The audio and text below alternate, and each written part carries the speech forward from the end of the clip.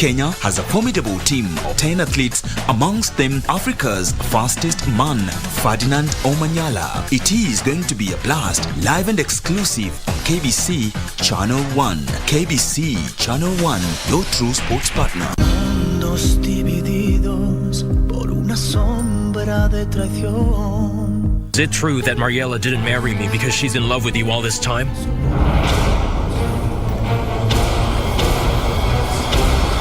The man responsible for this crime will definitely be punished. You can be certain. You know that I need you now more than ever.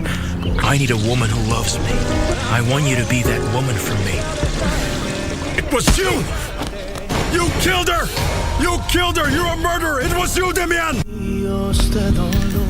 Lying heart. Fue sembrando el veneno y la ambición.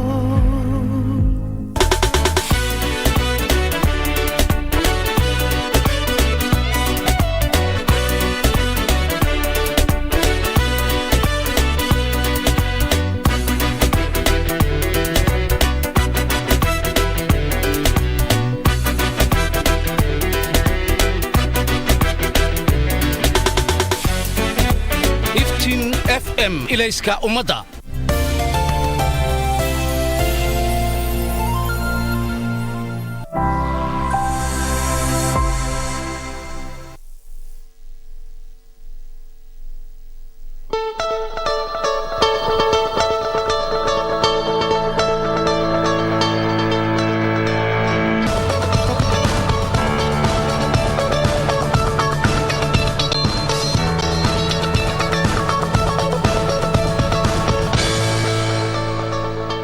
A very good morning to you and welcome to this live program. This is Good Morning Kenya. My name is Jen Mamboy. We are glad you are with us on this 14th day of March 2022. We do trust your week and your morning has been off to a good start. Welcome once again to the program. Victor.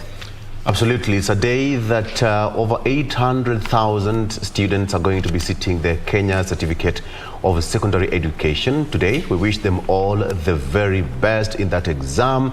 And the government, that's according to CS Magoha, all the fears of cheating and leakage of examinations will not be accepted. My name is Victor Lowe. Welcome to the program. But for those people who are still wearing masks, Shidenyu ni nini? Doreen, take it away. I think it's imekuwa tu a thing. Like, you're so used for a whole 2 years. Exactly. Some people used to it. It's like now when you don't wear, you feel some type of way, yet they've been sort of lifted. You feel exposed? You're vulnerable. Unafeel ni kama haujavaa nguo. Unahofia maisha yako. For some reason, masks like became part of us. They became like nguo. Yeah. You cannot leave the house without. So much as the CS said that last week, tutazoea tu kukosa kuvaa mask. All habits die hard. Anyway, good morning to your viewers. You know we always appreciate you every other day, making time to join us from 6:30 all the way through 10 a.m. We obviously have a packed up show lined up for you this Monday morning, so stay put up until that time. And kama kawaida, many thanks for making time. I'm Doreen Arange Okelo. Regina. Now, the 14th of March 2022, you tune to KBC Channel 1. Good morning, Kenya. We have so much in as far as news updates are concerned, given that today is day one for the KCSE examinations. We have various reporters who are traversing different parts of the country to just bring us up to speed with how that particular exercise kicks off. Remember, last week we saw what happened during the KCPE examinations there, where 1.2 million students were expected to sit for that particular examination. There were cases of fraud and arrests have since been made, with the government coming out to say, you know what, even in insecure areas, that is Kerio Valley, they're going to deploy a use of, helicopters to deliver this particular exam so that all students and pupils who are set to sit for this particular national examinations get to do so. Further on, the political scene has changed. So over the 12th, which was the weekend, we saw, the endorsement of Raila Odinga as Azimio la Umoja flag bearer. They say, there's been quite a standoff there, so to speak, where as far as, Wiper Party leader Kalonzo Musyoka is concerned. And missing in action was NARC Kenya, Martha Karua, for that particular conference.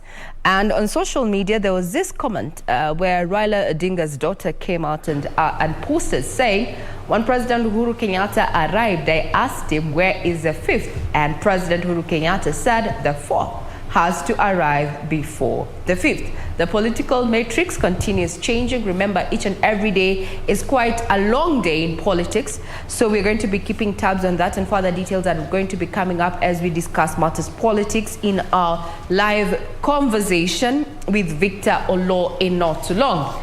And if you've been wondering the ripple effect of the Ukraine-Russia war, well, food prices are one thing to go by, because we are expected to, witness an increase in fast-moving consumer goods as well as fertilizer. So this is one of the ripple effects of, the war that is happening between Ukraine and Russia. Being the 14th, at around 3 p.m. today, or 5 p.m. so to speak, we're going to have EPRA release its fuel prices for the month. Will the government be utilizing the levy to cushion Kenyans from the high cost of fuel? All that will be coming up in not too long as we talk Matters News. I'm Regina Manyara, and this is Good Morning Kenya.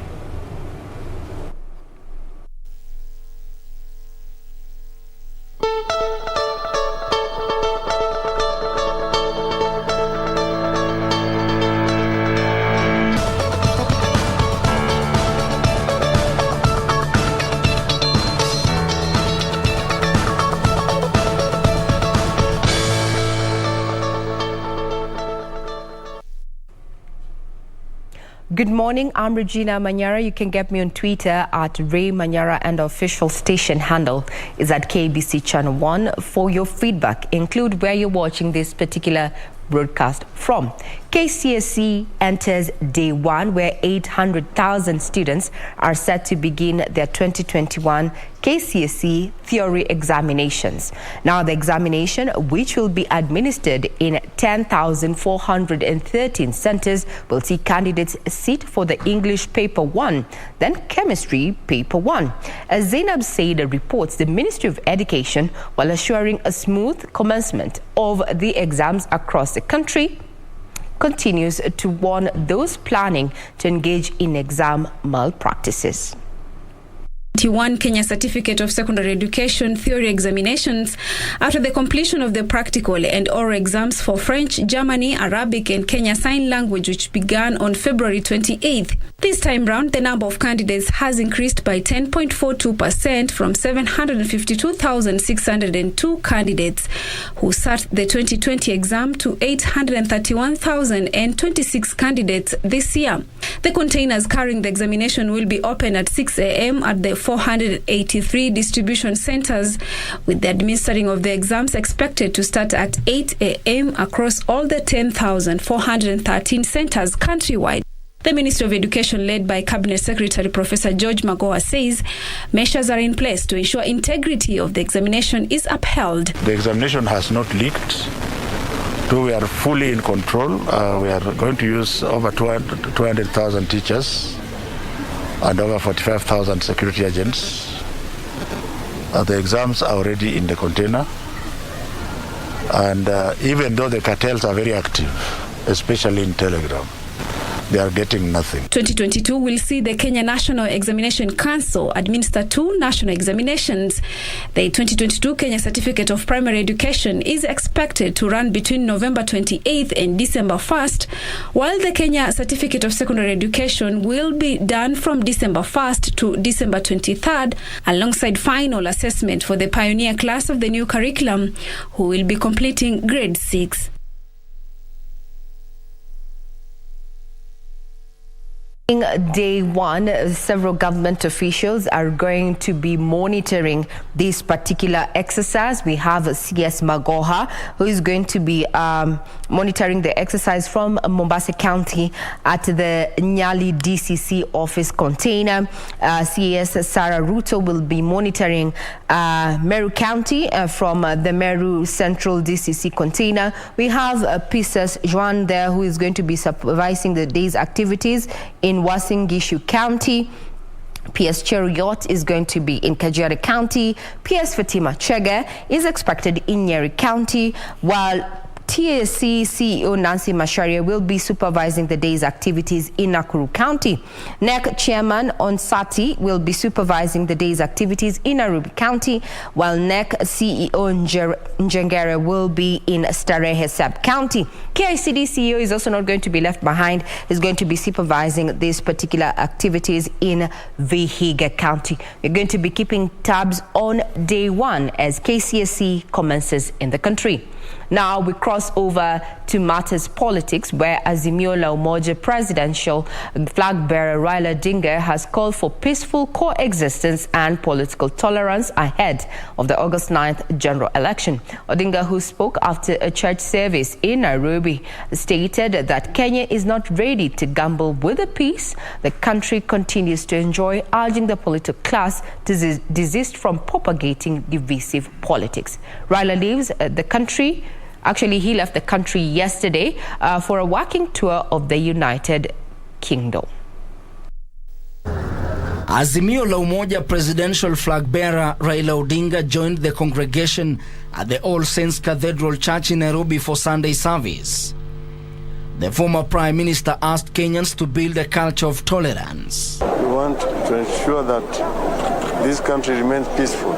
So we are praying to the Lord that our people should remain peaceful, irrespective of our political differences.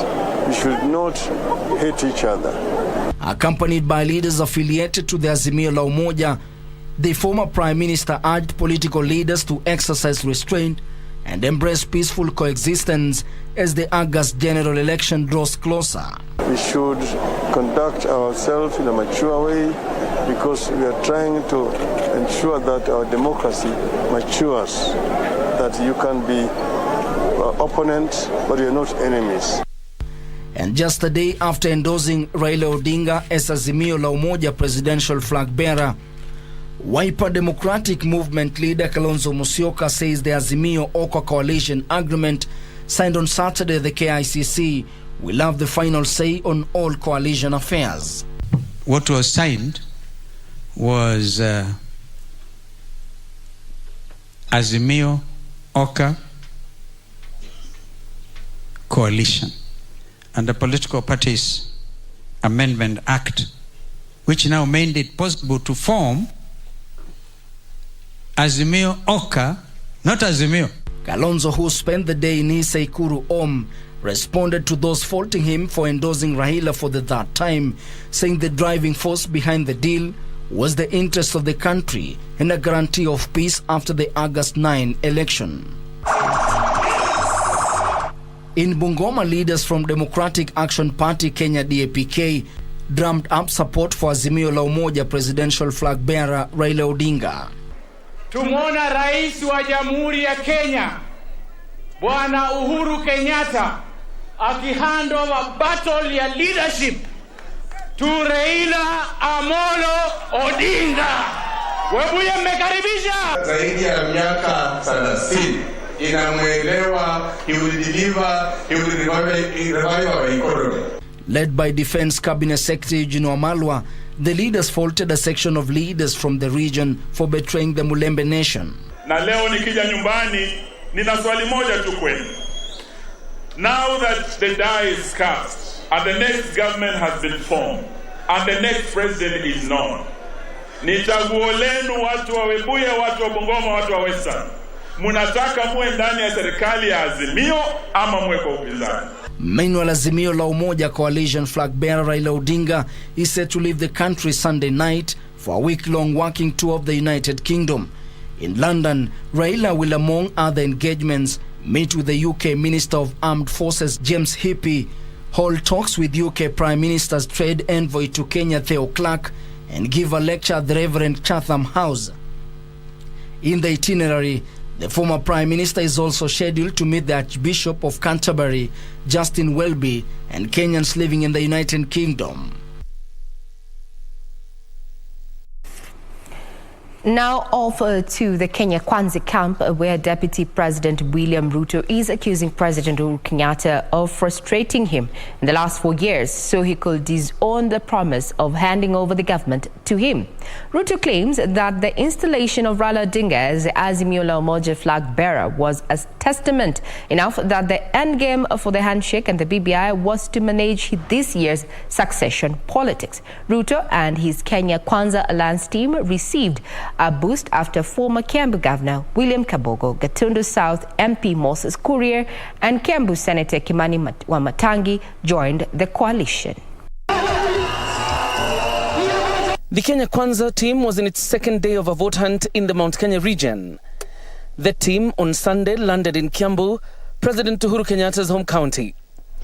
The team beginning their tour with a booster to their campaigns, following the joining of Gatundu MP Moses Kuria of Chama cha Kazi, former Kiambu Governor William Kabogo of Tujibebe Party, and Kiambu Senator Kimani Wamatangi to the coalition. Serikali iko hapa na tutawashinda saa mbili. Hebu fanyeni saa mbili tutawashinda. Mimi niliambia Chief Hassan mwaka hii iliyopita, nikamwambia ndugu yangu chunga iko hatari, usingoje kiti kwa sababu umeambiliwa, nenda ukatafute. Sasa mahali tunapoenda, mimi niko na wazi ya kwamba kazi ya UDA itang'ara. With the president having made it clear that his choice for successor is ODM leader Raila Odinga, Deputy President William Ruto led the Kenya Kwanza team in accusing the president of spending the last 4 years frustrating him so as to disown the promise to support him. Sisi tumeona yale umetufanya, lakini kwa sababu sisi ni wacha Mungu, sisi tumekusamehe. Sisi rais tumekusamehe na tumekuachia Mungu. I sympathize with some of my very close friends, but choices have consequences. Every choice you make, that consequences waiting for you. The team says President Kenyatta had resorted to frustrating his former allies despite supporting his presidency.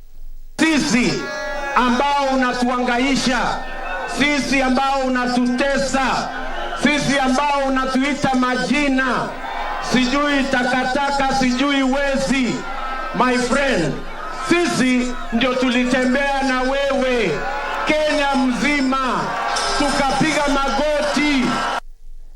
The Kenya Kwanza team further alleged that the government had resorted to weaponizing investigative agencies and the taxman to frustrate genuine businesses. Mwezi wa 9 tukichukua serikali, we want a judicial commission of inquiry to inquire into the attempts of KRA, how their authority was turned from a body of collecting revenue to a tool to intimidate people politically. I want to tell you, Mr. President, the EACC, the DCI, and the KRA were weaponized against ordinary Kenyans, against businesses, and against leaders in this country. The team claims it has the right credentials to set the country on an economic recovery and maintain Kenya's diplomatic standing. I want to make it very clear to this House that those rumors have now been quashed because the people of Kenya have decided that they have not seen anything wrong in the Kenya Kwanza leadership, including William Ruto, and therefore the international community has nothing to fear about Kenya Kwanza. With Moses Kuria's Chama cha Kazi and Kabogo's Tujibebe joining the Kenya Kwanza Alliance, and with other parties expected to join the coalition, the group hopes to consolidate its numbers and lock out Mount Kenya region from possible infiltration by the Azimio la Umoja coalition.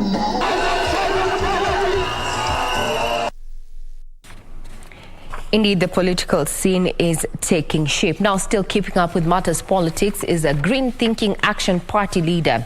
Dr. Isaac Kalua says the party will not support any presidential candidate in the forthcoming general election.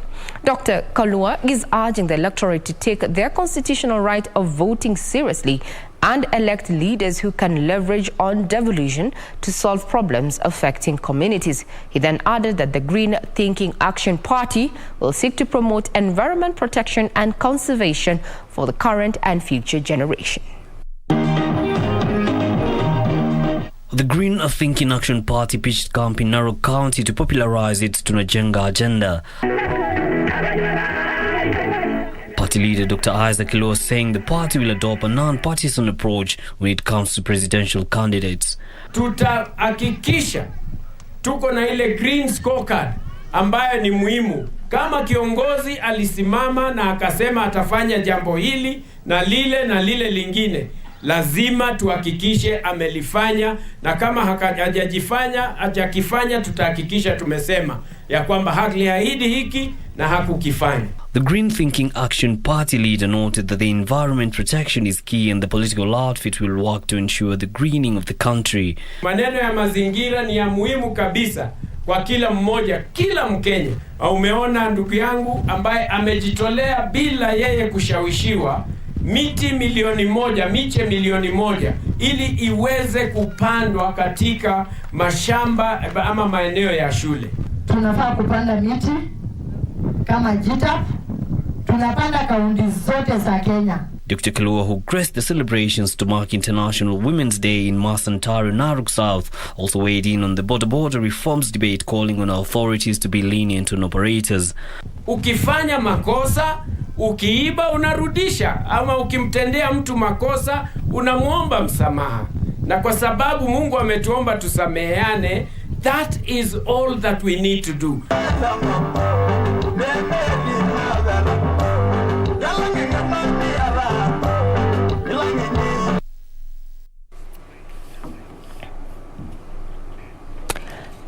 Now off to matters security, where police in KBC County are investigating the murder of a middle-aged woman whose body was found dumped near a hotel located directly opposite the KBC Central Police Station. The body had deep cuts in the neck with indications the deceased was sexually assaulted before being murdered. The prevailing security situation in Baringo County is forcing some leaders to suspend their public political engagements.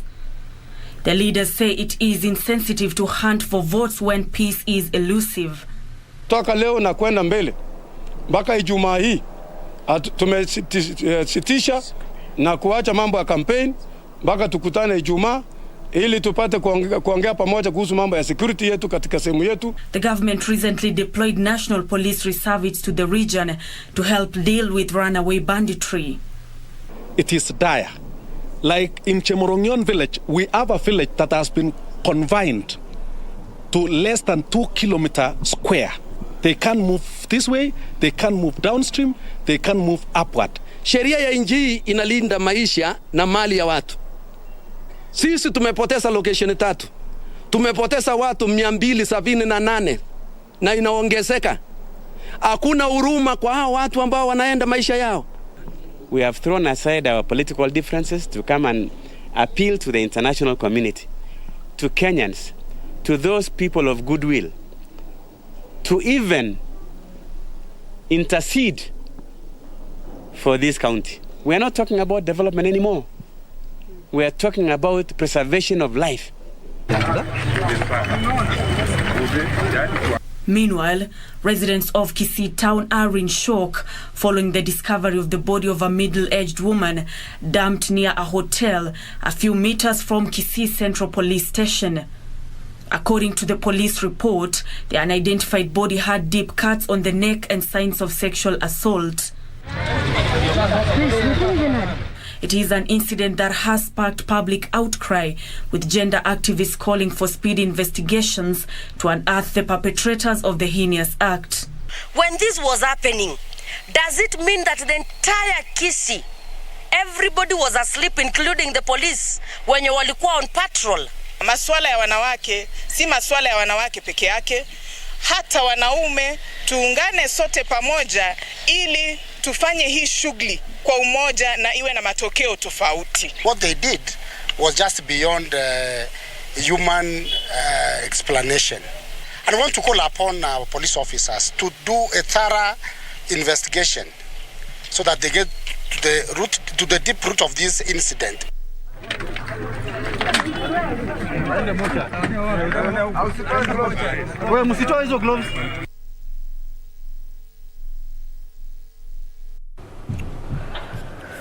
Matters of gender-based violence there continue rising. We just hope one day we'll remember that, human life is actually priceless.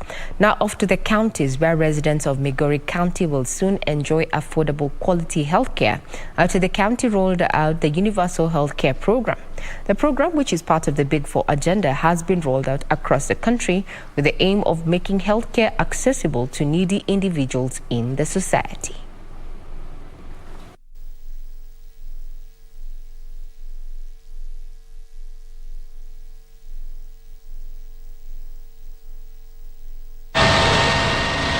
Leo asubuhi kabla watu kwenda kanisa tumepata mkasa wa accident ya barabara ambao umeua watu wawili.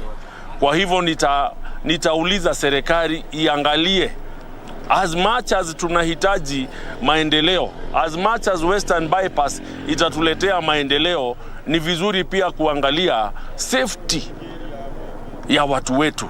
Otherwise tutaendelea kuwa na maafa ambayo itakuwa inaendelea kufinyilia watu wetu.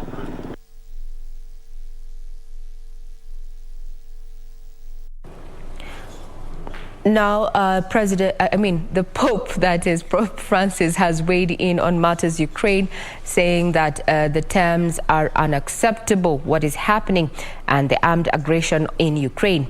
Now, in a series of tweets on Sunday, the Pope said the ongoing barbarism in killing women and children, and that there's need to end it before cities are reduced to cemeteries.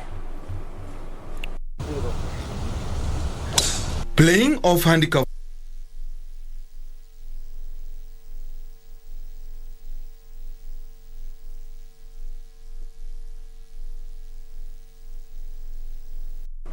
Well, clearly that is not the Pope there and his tweets, but let's take that again, is that now the Pope has called for an end to what is termed as unacceptable and armed aggression in Ukraine.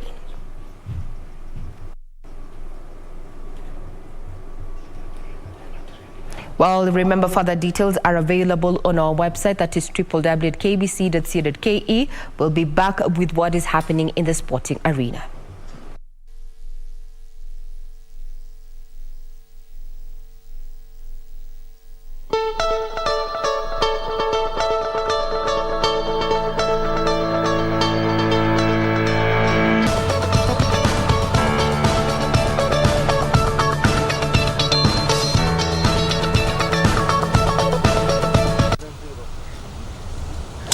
Playing of handicap.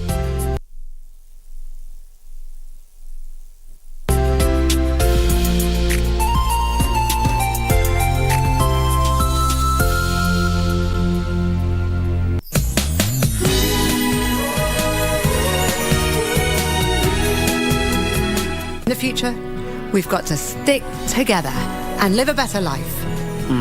Nikki and I are already divorced. She has nothing to do with me anymore. I only have one son right now, and he's Sean. I don't know why you're being so stubborn. Are you with Pinky right now? Listen, I'll talk with you later. I gotta go. Helen, congratulations. You look amazing today. I'm sorry. The bridegroom may be a bit late. It's okay.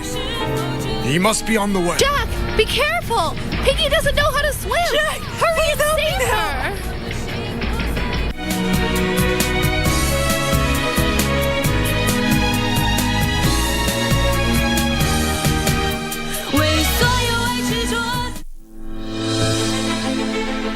Are you an aspiring candidate in the upcoming general elections? Do you want your agenda and manifesto to reach your voters effectively? At KBC, we have the most comprehensive and credible online platform that has profiles of all prospective candidates. Log on to www.kbc.co.ke/2022 aspirants and let Kenyans know more about you, your past achievements, your manifesto, and your development agenda once you get elected to office.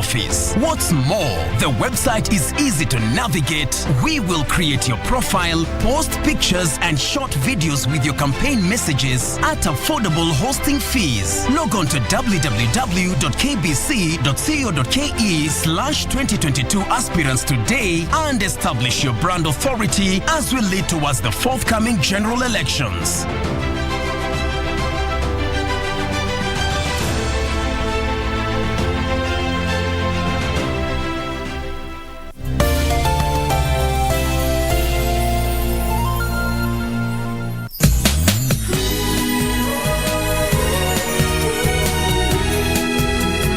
In the future, we've got to stick together and live a better life. Nikki and I are already divorced. She has nothing to do with me anymore. I only have one son right now, and he's Sean. I don't know why you're being so stubborn. Are you with Pinky right now? Listen, I'll talk with you later. I gotta go. Helen, congratulations. You look amazing today. I'm sorry. The bridegroom may be a bit late. It's okay. He must be on the way. Jack, be careful! Pinky doesn't know how to swim! Jack, hurry and save her!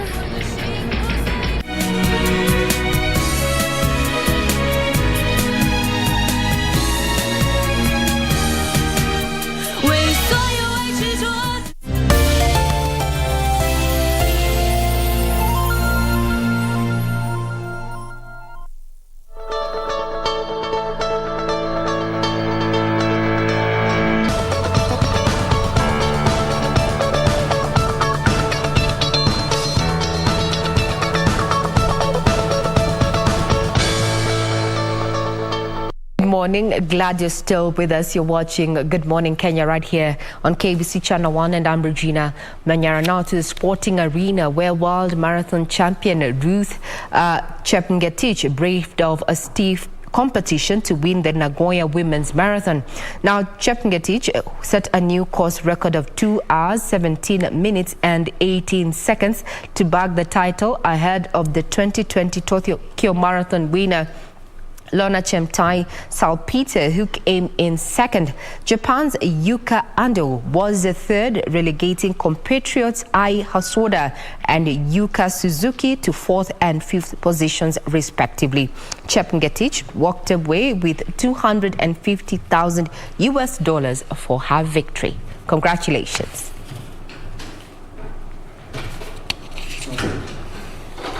Great. Converting the $250,000 to see how many shillings that's it. Well, we'll be telling you that as we talk on matters in the headlines.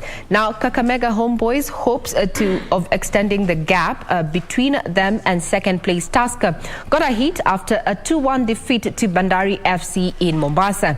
In another match, Talanta FC battled to a 1-1 draw against Ulinzi Stars.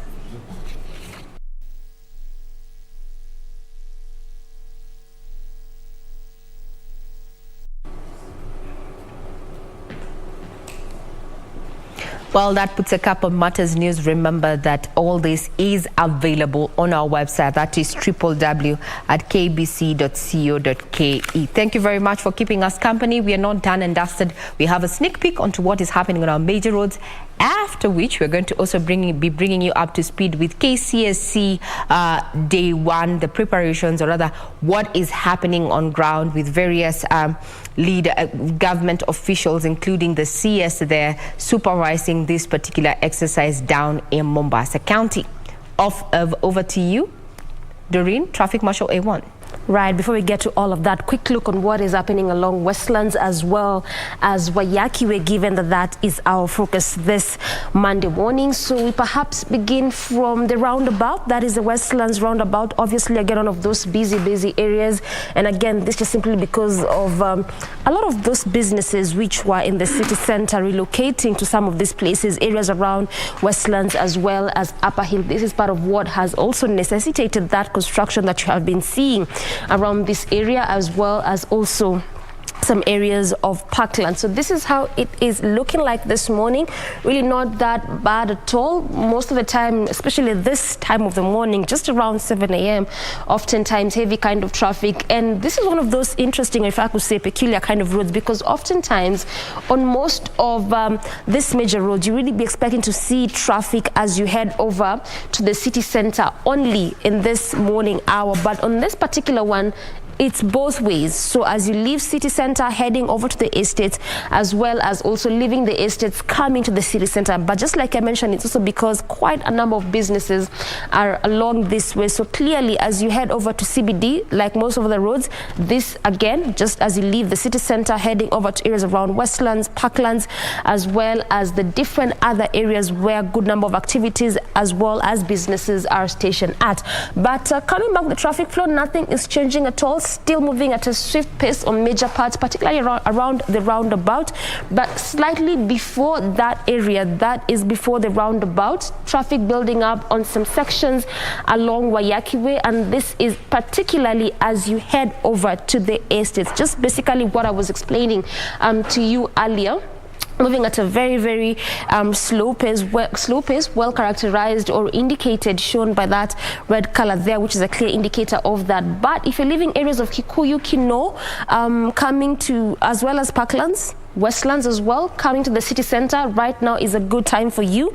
And if you are on the roads, it's still a good time because there's barely any kind of traffic, so to speak, or even heavy kind of traffic as you head over to the CBD. But if you're coming to these other areas, those areas that I've just mentioned, then perhaps at this point you'll have to make do with this heavy traffic. This is slightly past the Westlands roundabout, but just in between those two sections where there's really heavy kind of traffic.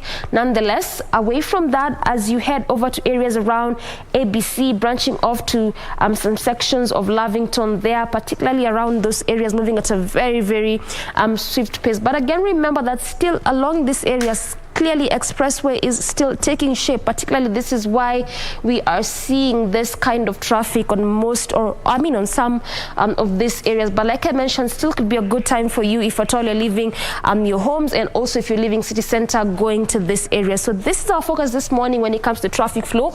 Nothing is really changing much. Some sections moving at a very swift pace. In others, just like I mentioned, traffic beginning to slightly build up, but around slightly past the roundabout, actually before the roundabout, is just where there's really heavy kind of traffic. That is how it is looking like this morning around the Westlands roundabout, and particularly also some sections of Wayakiwe at exactly 6 minutes past 7 a.m.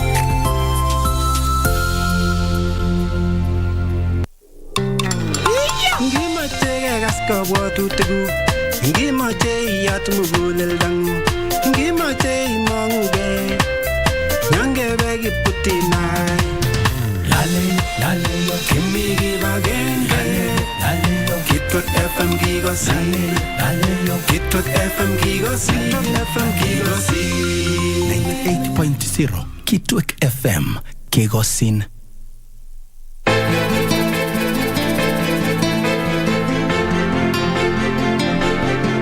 Nyumba umegeuza klabu?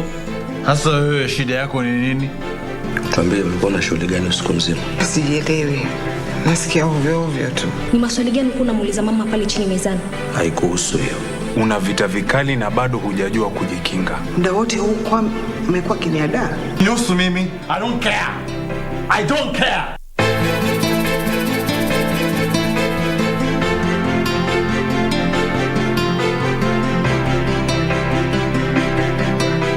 Mundos divididos por una sombra de traición. Is it true that Mariela didn't marry me because she's in love with you all this time?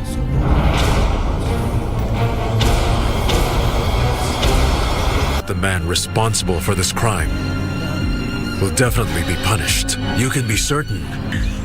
You know that I need you now more than ever. I need a woman who loves me. I want you to be that woman for me. It was you! You killed her! You killed her! You're a murderer! It was you, Demian! Lying heart fue sembrando el veneno y la ambición.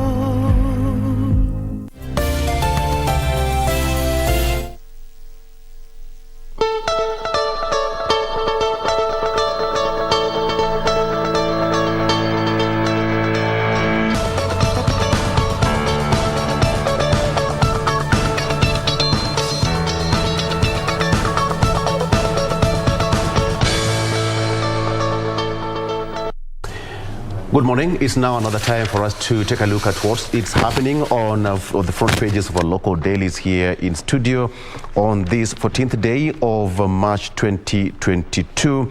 And in studio, I have got retired Inspector General of Police.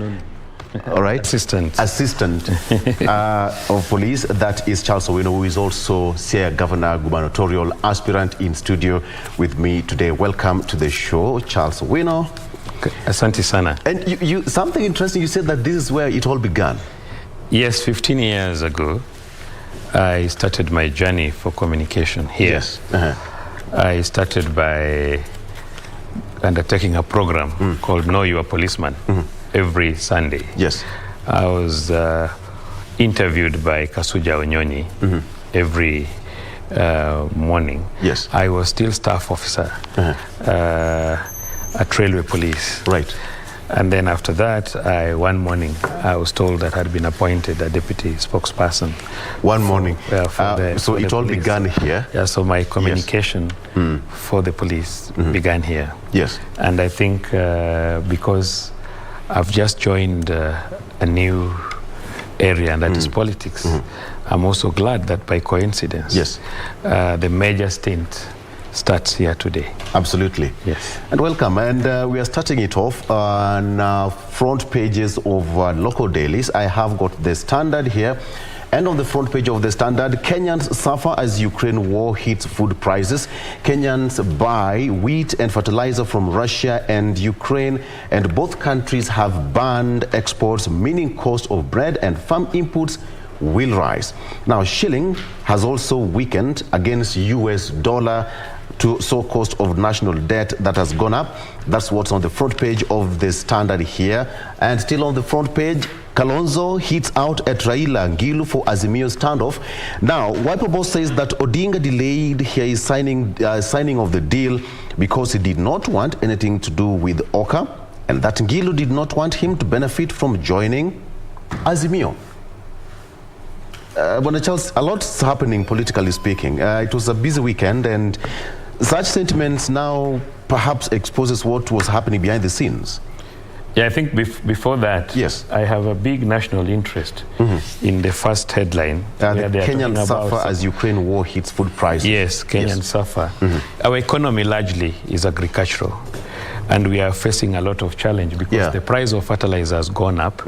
Now in my rural area, I think we are buying a bag of DAP at between 6,500 and 7,000. Yes. And this is our planting season. For some of us who are farmers, it's quite difficult. Yeah, if you have got acres of land. Yeah, majority of even the peasants who are doing 1 acre, 2 acres, 6,500 is far much ahead. Yes. Because we've been buying at about 3,000 and it was still high also given your production. You would ask, how much are you getting per acre? Yes. So I think this is a serious factor now that we get our fertilizer majorly from Russia and Ukraine. Right. I think this is going to hit us, and more so the peasant farmers that rely, because our economy is agricultural generally, and people need food. Yes, and even on the front page it says that 172 shillings, that's the cost of 2 kg packet of wheat flour, and 6,500 shillings, that is the cost of 50 bag that you talked about of fertilizer, and 114 shillings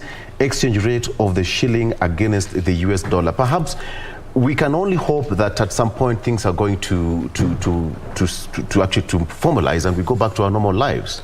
Yes, it's tricky, and that is why in our discussion, as we come in, you'll find that there is need to unite the country and boost economy so that all of us can be able to access money. Yes. It's very, very important. Right. And we look at it politically, how probably politics affect our opportunities to make money collectively as a nation. Because even if you make money as an individual, you'll simply keep it and keep it in the bank, and it is the banks that will do business with it. But the rest of the people will not have the money. So we are looking at an economy where each and every person makes money, or the country makes money collectively and ensures even distribution. And that is actually the meaning of politics. Because politics, you get power and you use that power to and create wealth as well, exactly. And then when you've created that wealth, you distribute that wealth to the people. That's the baseline. You know what worries many people is that they have been petitioning, or actually talking to the government to make sure that the cost of living is reduced. Yes. But as it is right now, Kenya is suffering. There's that ripple effect. Yes. Because we are an international country. We depend on so many things. We depend on exports and imports. But then we have got the Ukraine and Russia war. Perhaps we can only imagine how other countries which are landlocked are also suffering. You know, Kenya is not alone. Yes, but you see, Kenya is a lucky country. Yes. Because we are surrounded by so many landlocked countries. Currently, we are doing one of the best ports regionally. Lamu Port will be able to carry very big ships. And we are able to support our landlocked countries, and we make business out of it. You know, Ethiopia is landlocked, South Sudan, Uganda, Rwanda, and so on. And that is why you find that this has also supported us. Despite high levels of corruption within ourselves, we have still managed to keep our economy afloat. Otherwise, if it were not for the fact that we are not landlocked regionally, then I think we would have been a different story altogether. Yes. All right, on the front page of the Star, I have vote blocks shaping Raila Ruto battle. Activities in regions with over 2.5 million votes likely to influence outcome, and the story continues to say that areas not focused on traditionally now stand to determine race. We have got picture there of Musalia Mudavadi, ANC leader, that is Deputy President William Ruto. We have got Moses Wetangula and Kavogo. Yesterday they came together at Thika Stadium in Kiambu and they hit out the president. That was bare knuckles, so to speak. And front page again, they say that over 831,000 students to sit KCSE examinations starting today. But then it continues to put down there Mumia's sugar, dash dreams and court battles. That has not been affected. Thousands of farmers relied on the once biggest sugar farm in Eastern Africa, actually controlling 50% of Kenya's market. It is now its heyday. The mailer would crush up to 7,000 tons of cane per day, producing at least 250,000 metric tons of sugar annually. You know what's happening, Bwana Charles, because when you look at western side of Kenya, we talk of Mumias, talk of Awendo Sony Sugar, talk of Miwani. All these companies used to produce sugar that were being consumed in the entire country. But the Mumias sugar issue is quite emotive. Why do you think so? I think we were doing very well. Right. In the Western Sugar Block. That is from Sony Sugar, Miwani, Chemelil, Mumias. And what has basically happened is that I think it started with cartels who are importing sugar. Because if you import sugar, then it means, and you import sugar at a very low price. Yes. Because of the mode of farming. Our farms are slightly smaller. If you go to Brazil, you find they have bigger farms. Right. We rely on rainfall. So you find that production per acreage and tonnage of sugar, the cost of production is high. So you find that mostly what happens is that we face a situation where our cost of production of sugar per ton is quite high. And then you find that the price of sugar outside there, those who are producing sugar in Brazil and the rest, is quite low.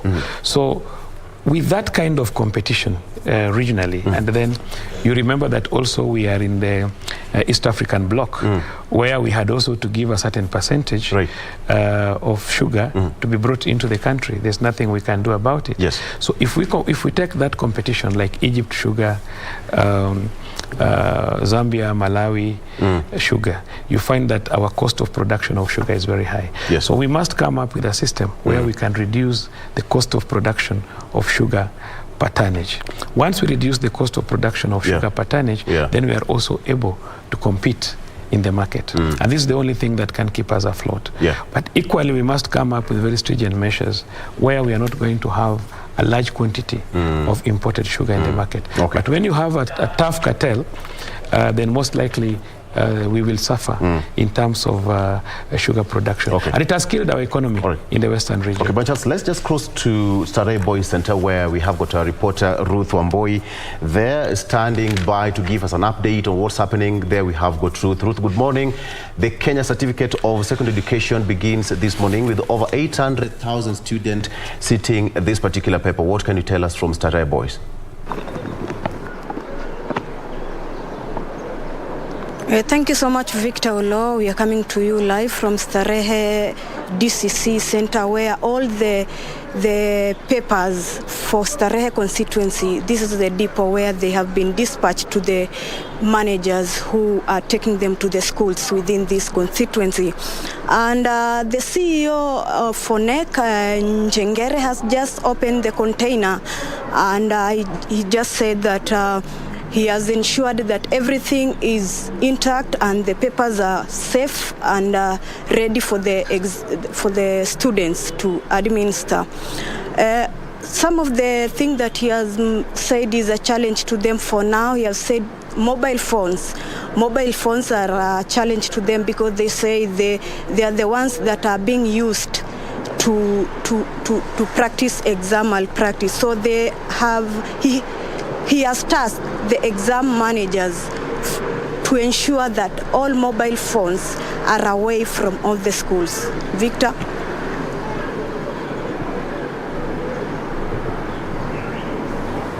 All right, I think we've lost Ruth there. Okay, we'll try to get Ruth back online to give an update on what's happening. That is Starehe DCC, and she's giving us an update on what's happening there with the papers being distributed to various parts of that particular region, with the students expected to start sitting their examination this morning. We will get back to Ruth as soon as we get her back online. All right, so on the front page of the Daily Nation, what do you have, Charles, there? It's Ruto versus Uhuru.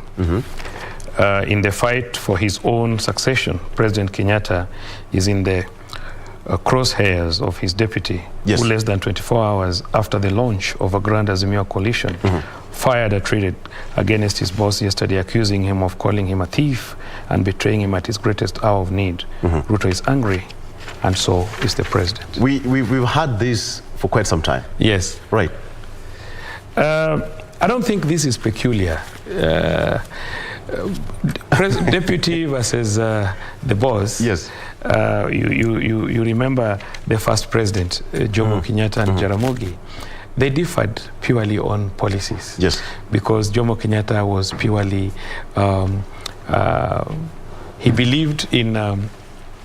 he believed in developing economy. He's a capitalist. Yes.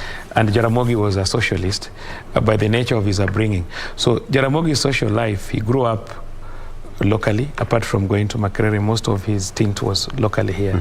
And by the nature of his community and so on, they are more of socialists. And Kenyatta had an opportunity, Mr. Jomo Kenyatta, to live in Britain in his early days for over 18 years. And therefore, he believed in a capital kind of economy. So they differed in policy. And when they differed in policy, they had to part ways bitterly for very many years. Murumbi came in, more of a Muzungu culture.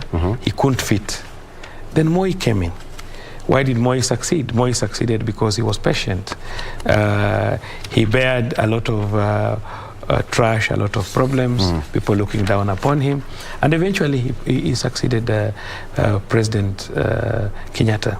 Then Mwai Kibaki came in as Moi's deputy and as a vice president. And they worked together for almost 10 years up to 1988. They could also have differed in terms of their belief system and their policies. And they had to part ways. And Kibaki's career, you know, as a brilliant student throughout his life, going to Makerere, going to School of Economics in London, coming in immediately as a young man, under 30 years, becoming administrator for KANU, becoming a cabinet minister, rising to become a vice president. Then suddenly he went down and became a minister from vice president and came down to opposition leader. And then with time, after some time, came up. And then these are things that happen. Even Raila Odinga said Kibaki tosha. But they didn't manage, I think because of the way they were looking at things. And Raila came down and came up again, became a prime minister, came down again, and is now again, strangely, in a peculiar way that people never expected, coming up again. So it's not strange for a president. So it's about policies and ideologies. It's ideologies, and the way an individual looks at things. And I think this one is not peculiar at all. What it calls for is tolerance.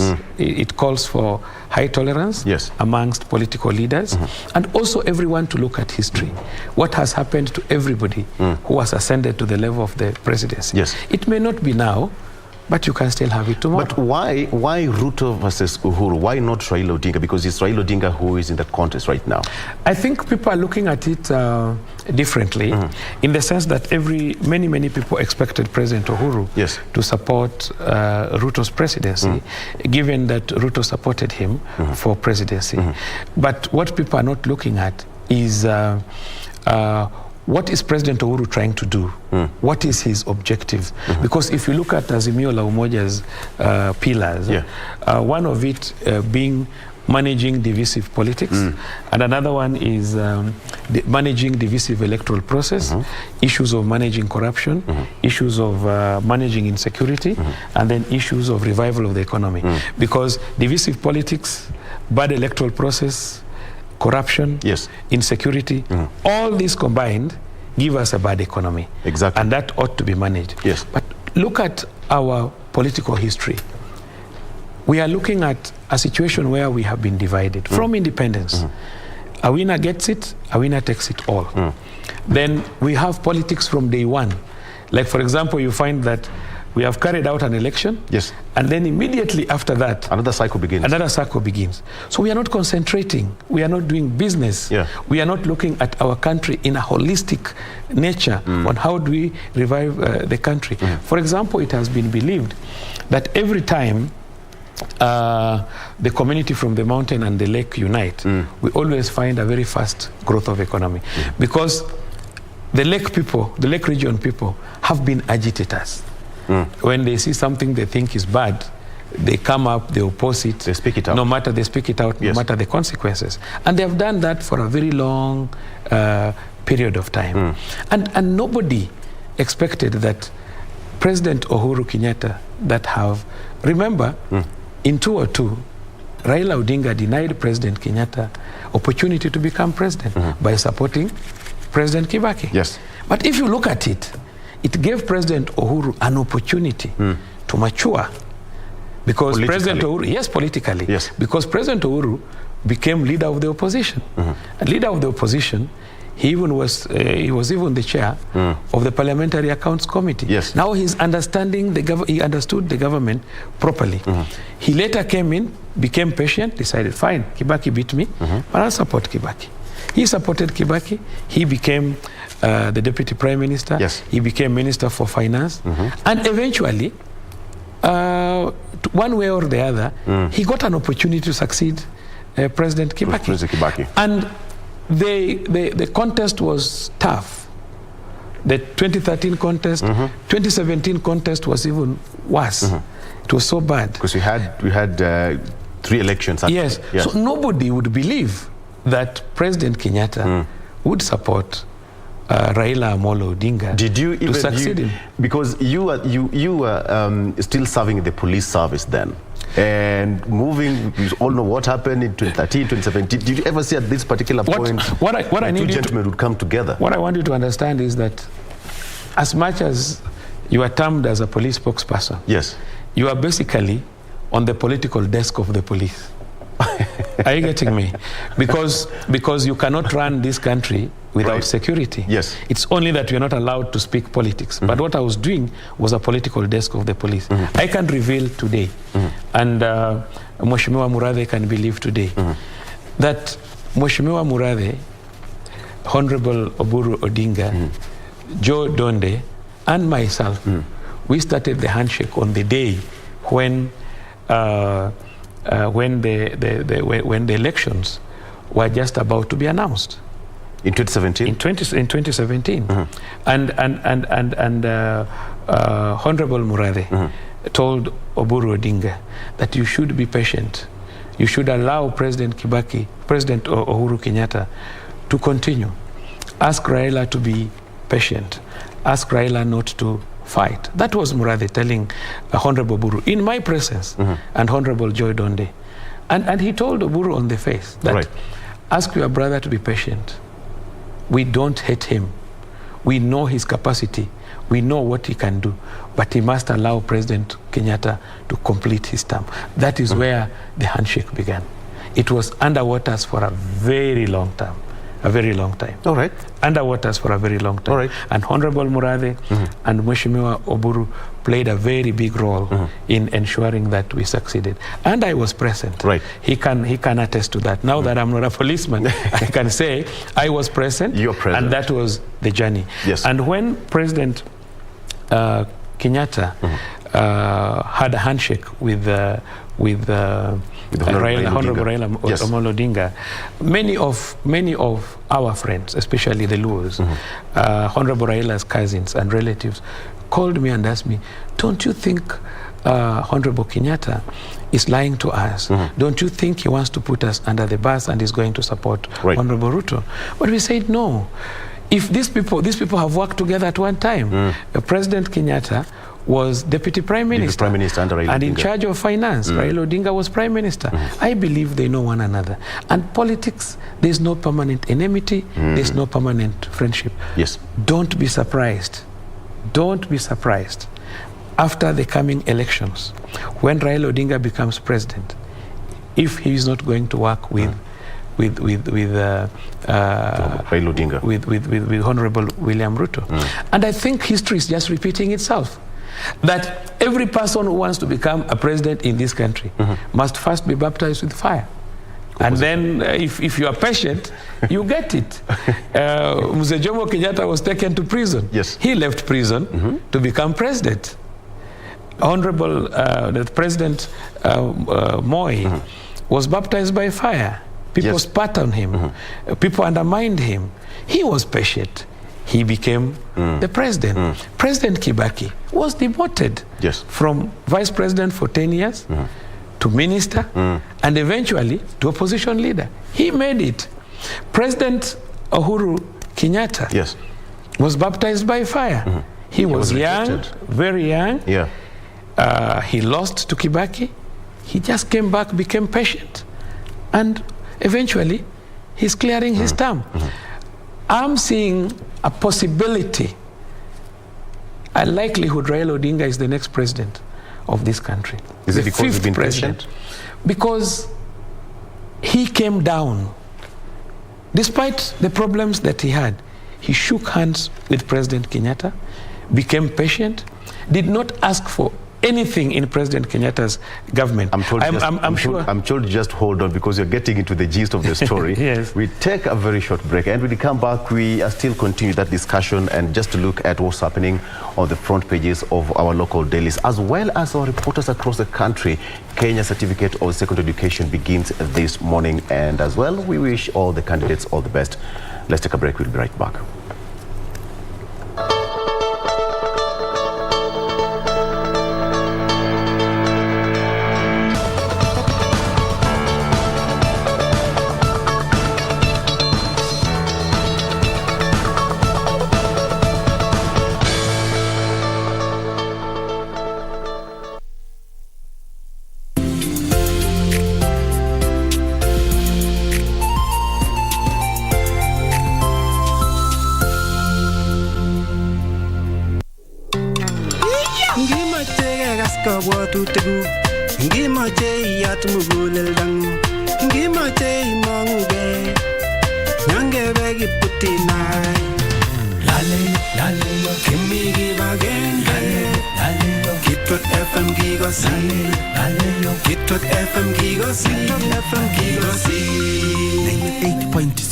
Kitwek FM Kegosin.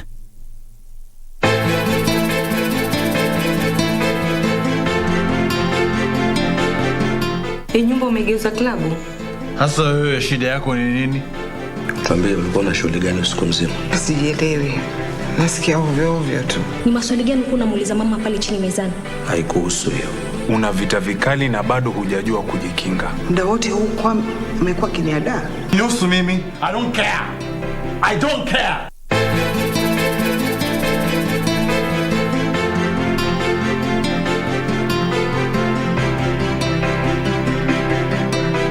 Mundos divididos por una sombra de traición. Is it true that Mariela didn't marry me because she's in love with you all this time?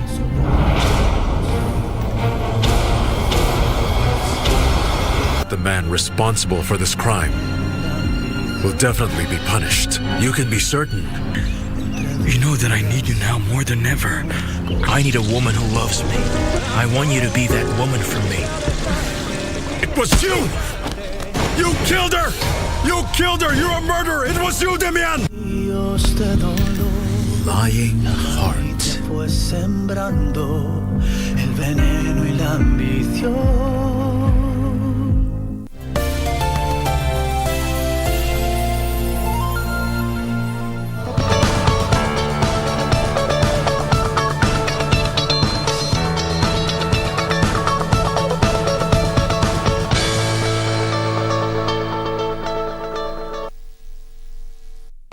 Welcome back, and still having this discussion, we have Charles Owino in studio, who is now an aspirant. He says that aliweka kofia chini, and now he's going to serve Kenyans in a different capacity in Siaya County, God willing. All right, as you are saying, Charles, you talked of the handshake that nobody ever saw, and up to date, the president still speak about it, and Honorable Raila Odinga still speak about it. You also still speaking about it. It's something that Kenyans, perhaps the best thing that Kenyans had. Yes, and I've just told you that many people may not know.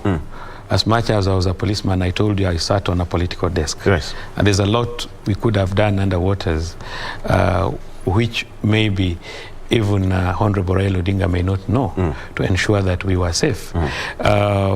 What happens is that I've told you about the handshake. Yes. And the handshake began immediately after voting in 2017, when the results were just about to be announced.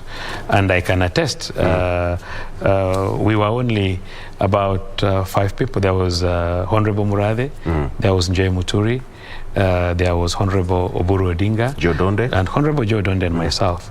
When Murathe said they are going to work with Honorable Raila Odinga and was asking Oburu to watch the pace, and was asking him to be patient and talk to his brother, not to bring chaos and to allow the country to move on and President Kenyatta to finalize his term. And these were Honorable Murathe's words, and he kept to it. And under waters, they did the most impossible to ensure that President Uhuru and President Kenyatta shook hands, and we reached where we are. But what I can tell you is simple. What President Kenyatta has done is what we call a de-Klerk. What de Klerk did in South Africa when he removed Mandela from prison to people's surprise and handed it over to South Africa. And Mandela, Raila Odinga is going to do a Mandela. He's going to run, and I believe he may not even want to seek another term. He has, I don't know about it. But the president's objective is to unite this country because we have not done well. We have been divided. And everybody must remember that life is temporary. And that period that God gives you to live, we must live happy. It's called season and the reason. Yes, we must live happy. And the only way we can live happy is to secure our country, ensure we don't have corruption at all, and ensure that our economy grows. I am seeing a Raila Odinga who is not going to be president for Luo Nyanza. We don't want him to be our president. We want him to be the president of the Republic of Kenya. A nationalist. Because he's not going to be a president and then tomorrow he says, Rift Valley has not voted me and therefore I exclude Rift Valley. Yes.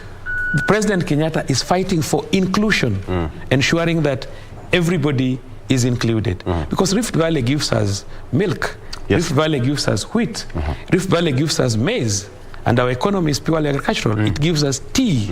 Rift Valley is where we have Cherangani Hills, which is giving us Lake Rivanzoya, which is feeding Lake Victoria.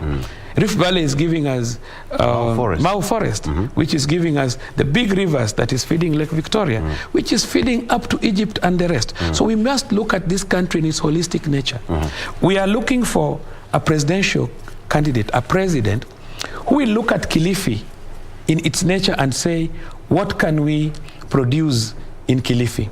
Is it tourism? Are you going to exclude Kwale? Are you not going to improve Kwale security? We have problems of Kayabombo and so on. Minerals even in Kwale. And we also have minerals in Kwale. We are looking at a president who will look at Kwale and invest in Kwale. If it is tourism, if it is minerals, whatever it is, look at Kilifi, look at Lamu, because we have problems of insecurity in Lamu. We have the best port in Lamu. We want to do a road and a rail from Lamu all the way to Moyale to ensure that we cover Moyale, we get into Ethiopia, and or we get into South Sudan, we get into Central Africa, and we move into Cameroon. So we are looking at a president who will look at this country in its holistic nature. And we are looking at how do we include every Kenyan. Currently, the president himself and other Kenyans believe is Raila Odinga. So somebody will ask yourself, does it mean this is the end of William Ruto? No. I've told you that in Kenya you get baptized by fire. So that you learn more. I'm seeing Deputy President losing this election, but that does not mean that he will never be president. It will just be a process maybe of developing him to bring down his temperatures, the way Raila's temperatures has been brought down with time, bring down his temperatures and give him maybe an opportunity. So as political scientists, I'm a policeman, but my area of study is political science. When you look at an individual, where you talk about why Raila, you look at Raila's idiosyncratic variables. Why Raila? Yes. You look at his idiosyncratic variables. You look at his age. He's old. He's experienced. You look at his belief system. He believes in transparency. He believes in competitive politics. He believes in managing corruption and so on. So if when Raila Odinga becomes president tomorrow, everybody will be pregnant with a lot of expectations that this is one of the fathers of democracy. And this is what he believes in. They would want to see him. Is he managing this country as he had said before? Is he able to bring everybody together? Is he able to develop Turkana? Is he able to develop, or he's going to say, oh, Luos, you've been excluded for a long time. Nice your turn. Yeah. I'm seeing a government where we may not have a Luo cabinet secretary. Because the till will be full, because we have to give Kenyans everything. If we may have maybe one, Yes, spread it across all the... Yes, we are not expecting positions in Raila Odinga's government. We are expecting a vibrant economy. We want to improve our economy. We want to improve our security. We want to ensure that corruption is completely limited. You may not eradicate it at once. We want to ensure we have managed security, we have managed issues of corruption. We have brought in inclusion so that every Kenyan can do business. You know, we don't want busybodies in town cutting deals. We are looking for opportunity that every Kenyan will have an opportunity to work and contribute to the economy. Once we are rich as an economy, everything is working, we are able to make money, because I've told you most of our neighbors are landlocked. How do we make use of our two ports, the Mombasa port and the Lamu port? How do you ensure that our carrier, Kenya Airways, is profitable? How can we compete Emirates? Currently, Kenya Airways is moving to New York at least every week, twice or so. How can it be that we are a global point where people from West Africa, from South Africa, from other parts of the world can come to Nairobi and jet to New York under a one-stop system where it's just one way and you are in New York and you are back? Because Emirates came after us. How can we perform better than Emirates? How do we revive our economy? How do we make a lot of money to our treasury? Now we have devolution.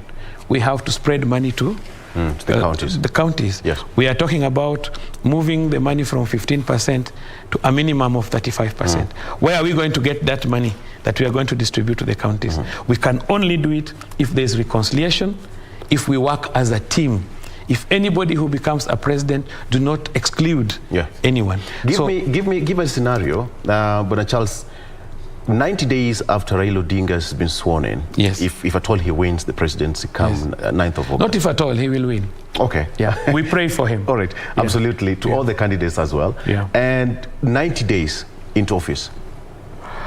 I don't want to speak much for him. I don't know what he thinks, but I can hypothesize that number one interest is to carve an all-inclusive government, a government that is going to have all Kenyans included. And this is what is in the the back pages of Azimio. Yes. Right. Yes. And remember what I just want to take you back to, that President Uhuru has done what is unbelievable to many people's eyes. That's why I think the deputy president is in shock. How? We have been fighting with this man. Yes. How can you? And even the people who are now going to the deputy president's camp, especially from Kiambu, it's out of fear. I believe they fear Raila Odinga. I believe they are imagining this man has suffered for very many years. If he becomes president, what's going to happen? Is he going to take all the money that we have stolen, or the money we have made in our businesses? Are you getting me? Maybe somebody has stolen. He may fear, we may not know. Yes. But also somebody has made his genuine money through business. He may fear. I just want to assure them that Raila Odinga is a reconciliatory person. Despite having been detained by President Moi, they worked together.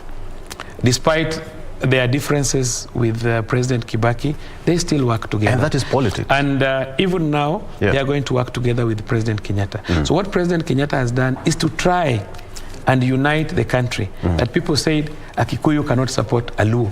No, it's not a Kikuyu or a Luo. It's about our country. It's about our future. Yes. Yes. You've said it's going to be de Klerk Mandela kind of scenario, because in South Africa, it's all about what are we supposed to be talking about, de Klerk or Mandela? Because de Klerk brought about his enemy from prison and led that country. Yes. So in Kenya, de Klerk is like Uhuru Kenyatta right now. Not like. Uhuru Kenyatta is the de Klerk. He's the de Klerk of Kenya. Because he has done what may be considered the most impossible. The unthinkable. And people from his community are in shock. I'm sure in the next 2 or 3 months, he's going to explain, and many people are going to understand. Because what he's trying to do, he's making with his dad and his maker. Remember, Jaramogi Oginga Odinga said that they cannot have Kenya without Kenyatta. Exactly. And they could not have Uhuru without Kenyatta. And that is what has made us not to have coups in this country. If Jaramogi took over without Kenyatta, we could have easily had coups, like in Uganda and maybe other African countries. But that was a brilliant idea.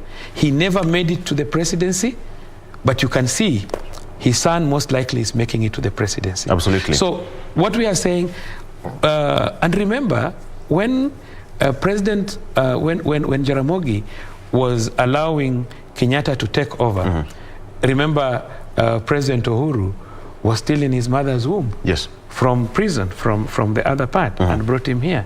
It's big history. What President Uhuru has done will make him live maybe 20, 30 more years than he would have lived. And it's unfortunate I'm the wrong person to talk about this because I'm a Luo. But you see, even me, despite being a Luo, I'm considered down there as President Kenyatta's person. Because you see, I was the spokesperson in all this volatile period. I was the spokesperson in 2013. Yes. I was the spokesperson in 2017. And many Luos viewed me as a Kenyatta person. Even some of them are still telling me, wewe ulituwa. Kala pana, mimi sikuwa nyinyi. Ni constitution. So what's happening is that it would also look strange for many of them. Oh, Owino speaks about Raila. No. I'm not a sycophant of anybody, but I talk about facts as they are. That what President Kenyatta has done will shock many people for a very long time. And I am sure Raila Odinga, President Kenyatta is our de Klerk, and Raila Odinga is going to be our Mandela, because I'm sure he's going to leave this country more united. And don't be surprised. Don't be surprised in 2027 or 2032, President Kenyatta and President Raila holding Ruto's hands, the deputy president, and saying, oh, you are the president. You will be shocked. Because, and also what we must understand, we need a strong opposition. You know, Kenyan politics, we are pushing it at a very high level. Right. Even if the deputy president becomes number 2, he will form a very good opposition leader because he's very eloquent, he's very sharp, and we need a strong opposition to keep government on toes and on check. Because you know, sometimes you can go to office, if you don't have strong opposition, you may slip. So, and also people around you may take advantage. So we also need a strong opposition, not a weak opposition, because a strong opposition gives you, it's like a pacemaker, and it puts you on check, and it makes you work better. So I'm seeing a situation where deputy president is going to lose this election fairly, and after that I'm seeing a situation where Raila Odinga is going to be a Mandela, and most likely, depending on how deputy president handles himself, because nobody is going to say he cannot oppose if something is wrong in government, that he will just simply support. But I'm seeing, depending on how the Prime Minister Raila Odinga handles his government, and on how Ruto manages himself, deputy president, after this, deputy president may be lucky.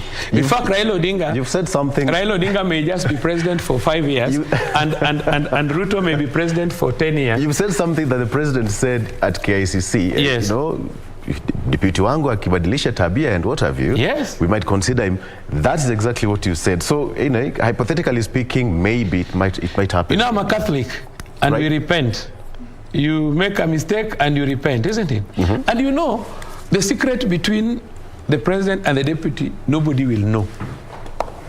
President Kenyatta was brought up in a top secret life. Brought up, taken to school by police riders, isn't it? Yes. And unfortunately lost his father at a prime age when he required his father most, at about 17 years, when he was about 17 years old. And he has therefore gained a lot of opportunity. So me, I'm seeing a situation where we are going to unite after August 9th.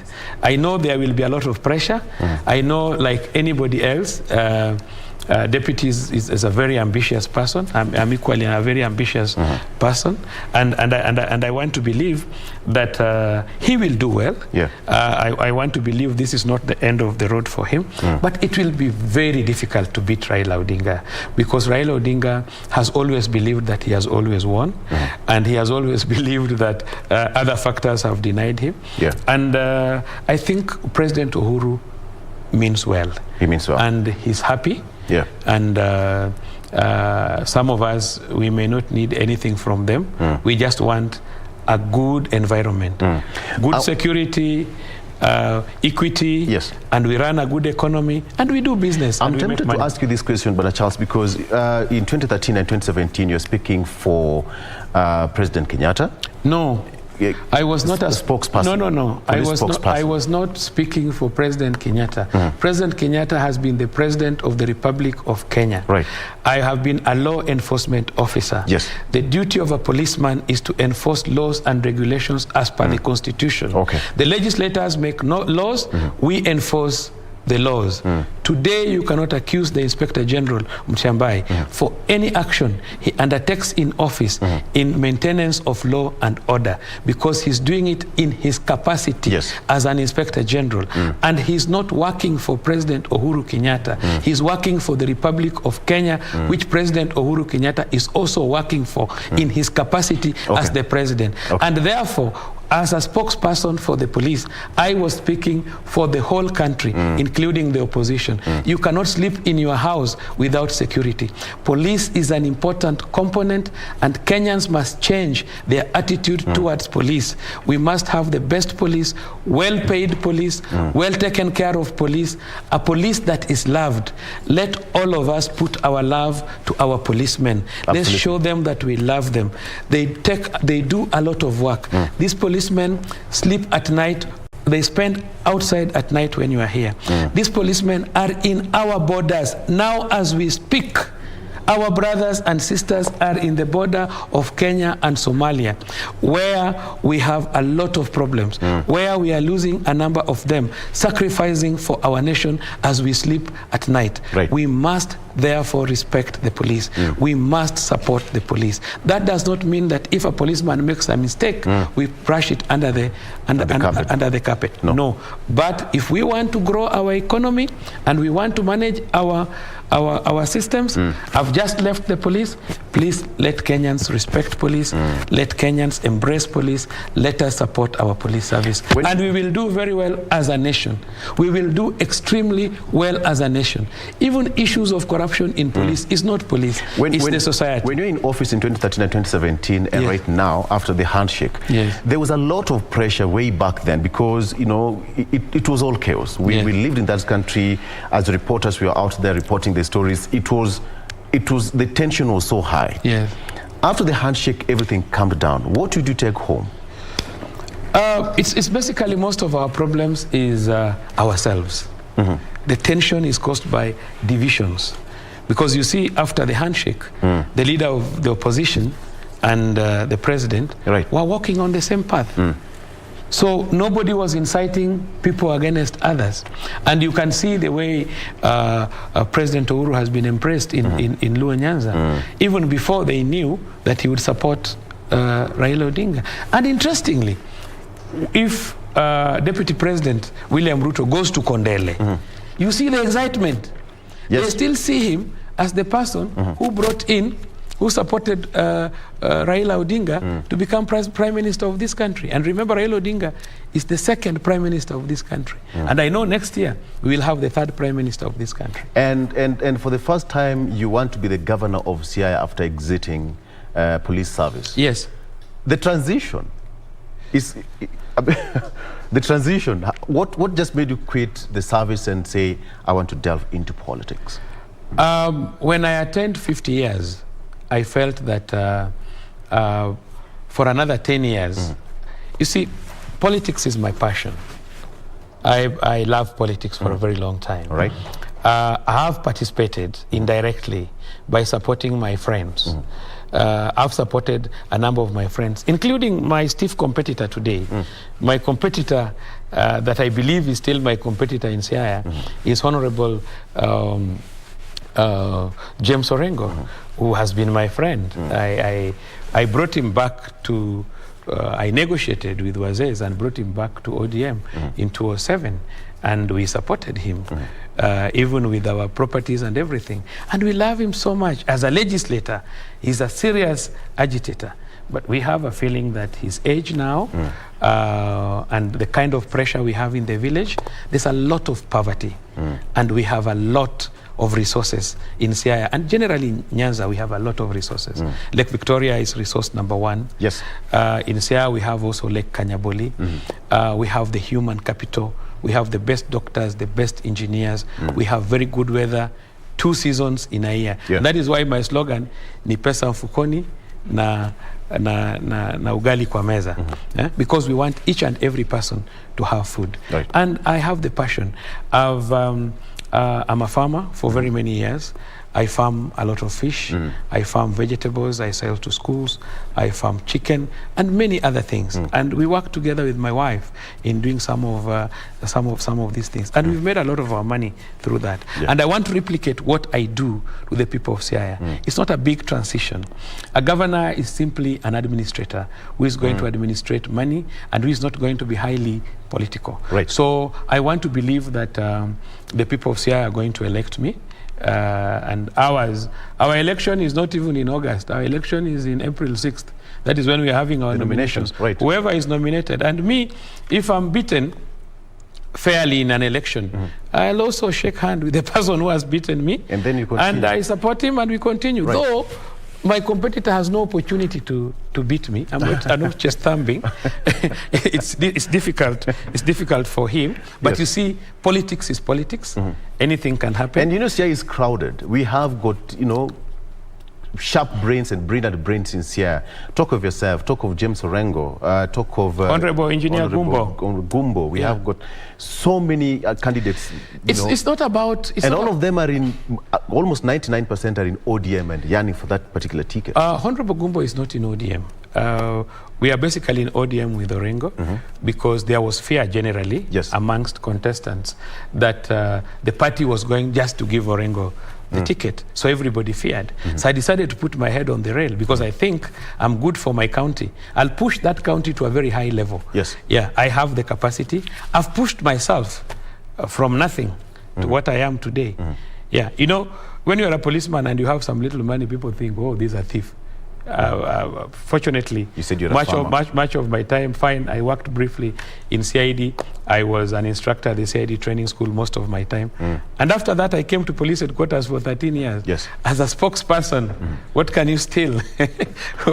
I think, yeah, so what I'm saying is, my competitor has a good opportunity to work with Baba at the national level. I know that. But you see, he has a choice. And him and I don't think we will disagree. We also have a very good competitor, Honorable Gumbo, that I know he will come on another party. And all of us, whoever wins, Siaya wins. It's only that James that we feel is a little bit tired now, and he's done too much work. He's run so much agitation, so we thought that he should be given a softer place to work. But if he chooses to carry stress, to die in office, it will be unfortunate. We don't want to lose James. We want James to live to over 100 years. Lighter duties, so to speak, if you remember that lighter duties statement. I'm quite interested in understanding because we are running out of time. The issue of insecurity in Rift Valley, parts of Rift Valley. The police, we had former Naptembea, who was there, did a brilliant job in Rift Valley, and we still have bandits. What is happening in Rift Valley, Bwana Charles, from your own understanding? Initially, the problem of Rift Valley banditry was purely a problem of a cultural problem. Yes. One, these are herdsmen who are moving from one place to another, searching for water and pasture. And then when we started having insecurity coups in our neighboring countries, we started getting proliferation of arms. We started getting firearms coming in. So the herders also started having firearms, and they started now stealing animals using their firearms. But basically it was cultural. When you reached an age of initiation, you had to go and steal to get animals to marry. That was the position. Now it has gone beyond cultural. It has even gone commercial. There are people who are sponsoring others to steal animals so that they can sell. But there are solutions to some of these problems. One of the major solutions to some of these problems, one of it is devolution is going to improve that, because now you've seen Turkana is doing very well now. Samburu is improving in terms of infrastructure. Yes. So once we manage infrastructure and then we manage to construct more schools, I like what Governor Lonyangapuo is doing in West Pokot. He has put in a lot of money in education. Yes. Because what we need to do in these arid, semi-arid areas, we need to do more boarding schools so that we remove these children from the community, even at initiation age. Yes. We pull them from school, and I hope Okoro Akwat, who comes from Turkana, can take up this challenge to see how he can get more funds, because he's a beneficiary of having been taken to school as a Turkana and a renowned lawyer, to take up this challenge and also lead in the campaign so that we do more boarding schools in those areas, exclude children from the villages, take them to school, do more infrastructure, come up with other commercial activities in those areas. And then we have President Museveni has done a lot in securing the on borders. the upper part, right, where he has managed to control the how do we call them? The Ugandans on the other side who are raiding the Karamojongs. He has managed to control the Karamojongs. And I know the president of Ethiopia will help us to manage the Toposos, and then the president of South Sudan also to manage his group, and then our side. So I believe within 10 years, we should be able to do away with banditry completely. Once we have done infrastructure, we have taken children to school, we have secured our borders. But you see, now it's taking a different turn, because even kids are now being killed. I mean, you know, bandits running riot in the Rift. These are just robbers, because I've just told you that it has moved from cultural to a little bit of commercial. That now there could be people sponsoring this group of people to steal animals. Yes. But I think with devolution, and if possible by next year, if we manage to get some amendments that were in some of the things that were in the BBI, if we can manage to put some of them in action, where a lot of money can now go to counties, about 35%. And then we stop ukabila, unnecessary ukabila, so that we work together as a team. Everybody to go to his shamba. We stop impunity. You've seen impunity of border borders.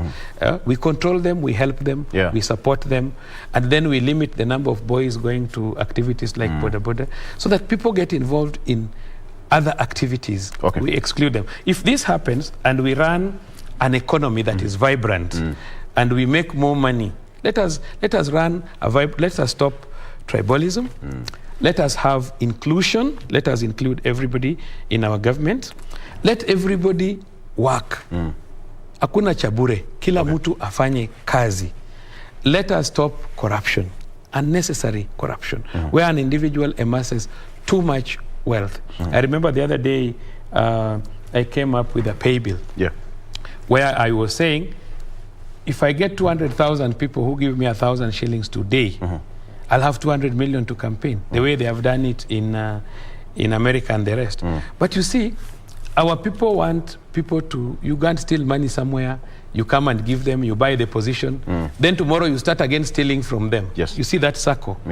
But if we would have a situation where if you like an MCA candidate or a MP candidate, even if he's poor, you can contribute 500 shillings or 1,000 shillings, so that he does not go back to office to pay back debts that he has, the money that, so people have appetite to make a lot of money, so that when they make a lot of money, they come to elections and they buy people.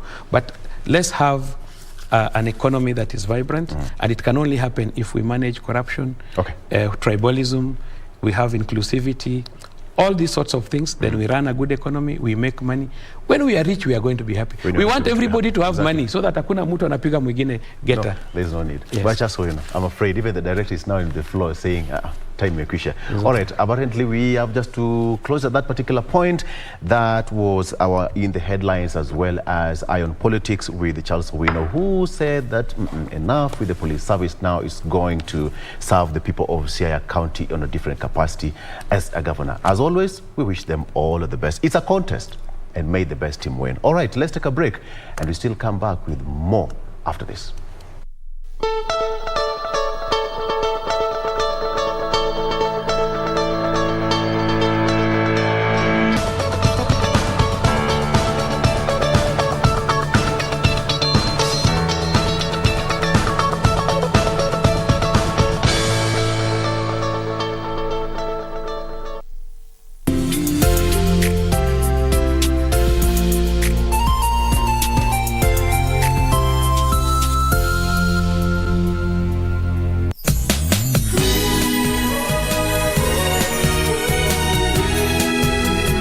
In the future, we've got to stick together and live a better life.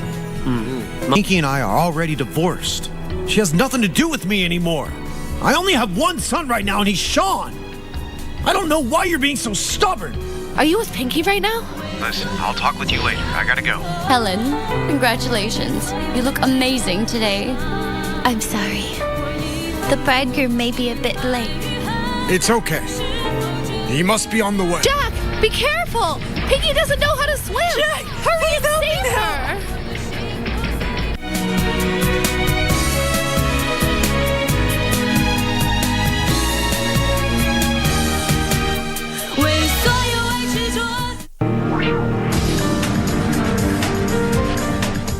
Experience a new history and setting of new records in Stark Arena from the 18th to 20th of March 2022 at the World Athletics Indoor Championships. Pretty tight out of the blocks, and Coleman now moving away. Christian Coleman challenged late there by Bromell. More than 1,000 of the world's best athletes will compete for 96 medals across 24 finals during the 3 days of competition in Belgrade, Serbia.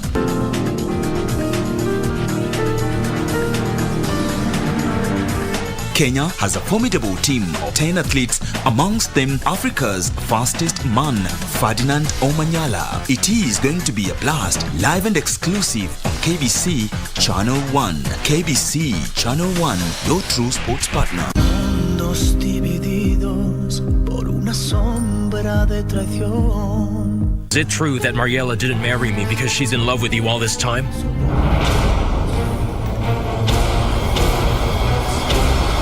The man responsible for this crime will definitely be punished. You can be certain. You know that I need you now more than ever.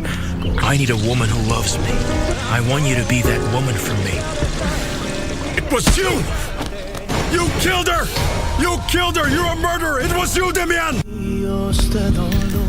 Lying heart. Fue sembrando el veneno y la ambición.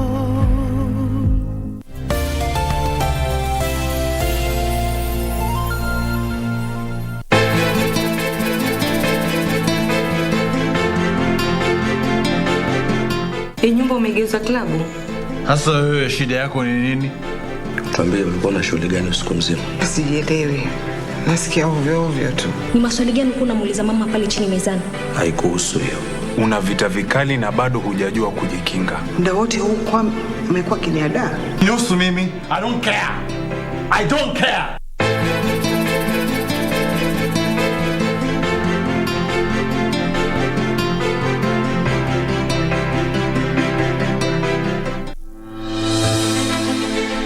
Are you an aspiring candidate in the upcoming general elections? Do you want your agenda and manifesto to reach your voters effectively?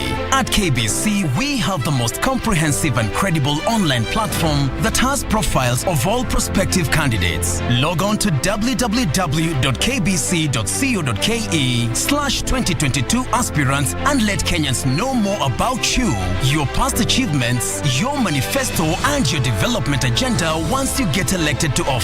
What's more, the website is easy to navigate. We will create your profile, post pictures and short videos with your campaign messages at affordable hosting fees. Log on to www.kbc.co.ke/2022 aspirants today and establish your brand authority as we lead towards the forthcoming general elections.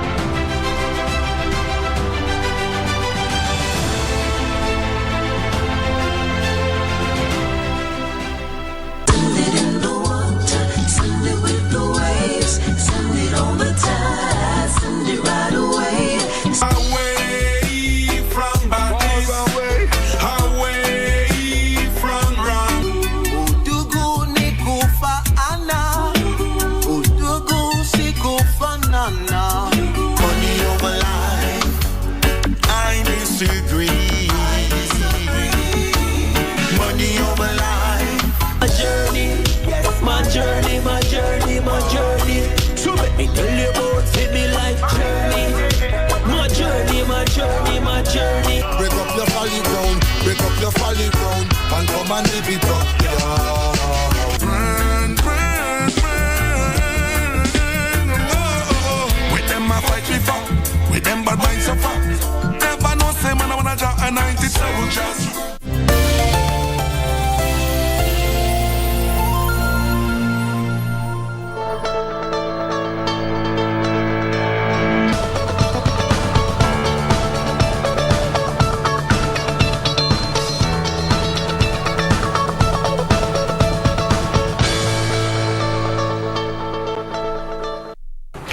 Minutes past 8 a.m. Welcome back to the program. This is still Good Morning Kenya. Time for us to quickly look at how areas around Westlands as well as Wayakiwe is looking like this Monday morning. Has anything changed?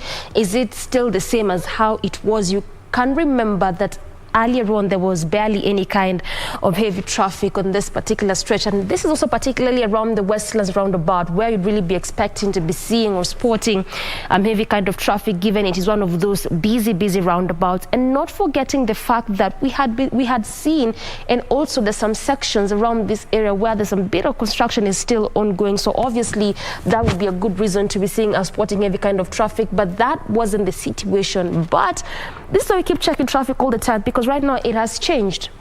Traffic being witnessed throughout this roundabout, and again specific as you leave CBD, coming all the way to areas of Ojijo Road, Parklands, Westlands, heading all the way to Wayakiwe as well, to the estates there, areas around Kikuyu, Kino, Kangemi, sections of Lavington as well. So clearly on this stretch as you leave city center, might not really be a good time for you if you're leaving those areas. This is just some of those places where you'd have to make do with that heavy kind of traffic.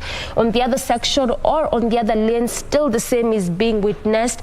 And again, I told you one of those major reasons to why around or along this area, especially in this early morning hour as well as evening rush hour, one of those major reasons to why you'd really be seeing heavy kind of traffic is simply because it is one of those areas, just like Upper Hill as well as Lower Hill, whereby a good number of businesses relocated from the city center to this area. So this is why oftentimes there's really heavy kind of traffic in these two different times. And also particularly what has really informed this entire reconstruction process that we have been seeing on some of these areas. This could be Westlands, which is what you're looking at today, as well as areas around Upper Hill, just to try and make it easy for most of those businesses. And again, this is also the reason as why oftentimes you'd be seeing heavy kind of traffic in the early morning hour as you head over to that lane, which we commonly refer to as that particular stretch that heads over to the estates, which is what you wouldn't see on most of these major roads in this early morning hour, because oftentimes you'd be seeing heavy kind of traffic as you head over to the city center. But on this particular one, this is being witnessed on both sides, or if you may, on both lanes. And again, the reason just is the same. Nothing is changing, still heavy kind of traffic. In fact, in some sections, not moving at all, just at a standstill. So if you're leaving your houses, then along these areas, which I'm just mentioning, is where you'd have to make do that heavy kind of traffic, particularly on both lanes. But around areas of James Gishuru, where the expressway gets to terminate at this morning, not bad at all. This is as you head over to areas of Lavington there, particularly on that stretch, moving at a very swift pace. So again, if you're coming from areas of Uthiru, perhaps Kikuyu, Kino, Kangemi, and also the outskirts of Nairobi, obviously counties of Western and Nyanza, up until the roundabout is where you'd have to make do with that traffic. Past there looks like it's not bad at all. In fact, even before that stretch, green all through, just in between one of those sleep roads there. This is the old Wayakiwe up until the Westlands Roundabout is just where there's really heavy kind of traffic. But also I've told you, remember that expressway is still taking shape, and around this area quite a number of activities. So perhaps also that could be a very good reason as to why we are seeing this heavy kind of traffic. But away from that area, coming all through these other sections, not bad at all, moving at a very swift pace. Again, also areas around Kabete, Mountain View, still not bad at all, moving at a very fast pace there. So clearly, just like what we saw earlier, around areas of Westlands as well as Parklands or Gigi Road, and also some sections around the roundabout, just where there's really heavy kind of traffic, and also particularly on one of those slip roads that gets to branch off from that major roundabout. That is the Ring Road, Westlands Road. That is also where there's really heavy kind of traffic. In fact, on this stretch is actually on both lanes. Again, also one of those major slip roads. So particularly this is also why we're seeing that heavy kind of traffic there. So clearly, again, also one of those reasons as to why we're checking on this stretch is simply because you clearly know we still have the expressway taking shape, and this is one of those areas where it gets to cut through. So obviously it will lead to the kind of traffic that we are seeing. But away from the roundabout, as you head over to the city center, just before you get to Chiromo there, still moving at a very swift pace, but around areas of Chiromo, at a standstill, not moving at all. Remember also around this area, it is also a bus terminus. So again, clearly, this is part of what we would expect to see. So obviously quite a number of activities, particularly on that stretch that is leaving city center, heading over to those areas that I mentioned. That is where just this heavy kind of traffic. On the other stretch, no traffic at all, moving at a very swift pace there. That is how it is looking like this morning around areas of Westlands. And like I mentioned, one of those major reasons why we checked on this stretch or this route is just again to simply try and see how the expressway is taking shape and how it is impacting or affecting traffic on some of these roads that it gets to cut through. That is how it is looking like around the areas of Westlands as well as Waiyaki Way.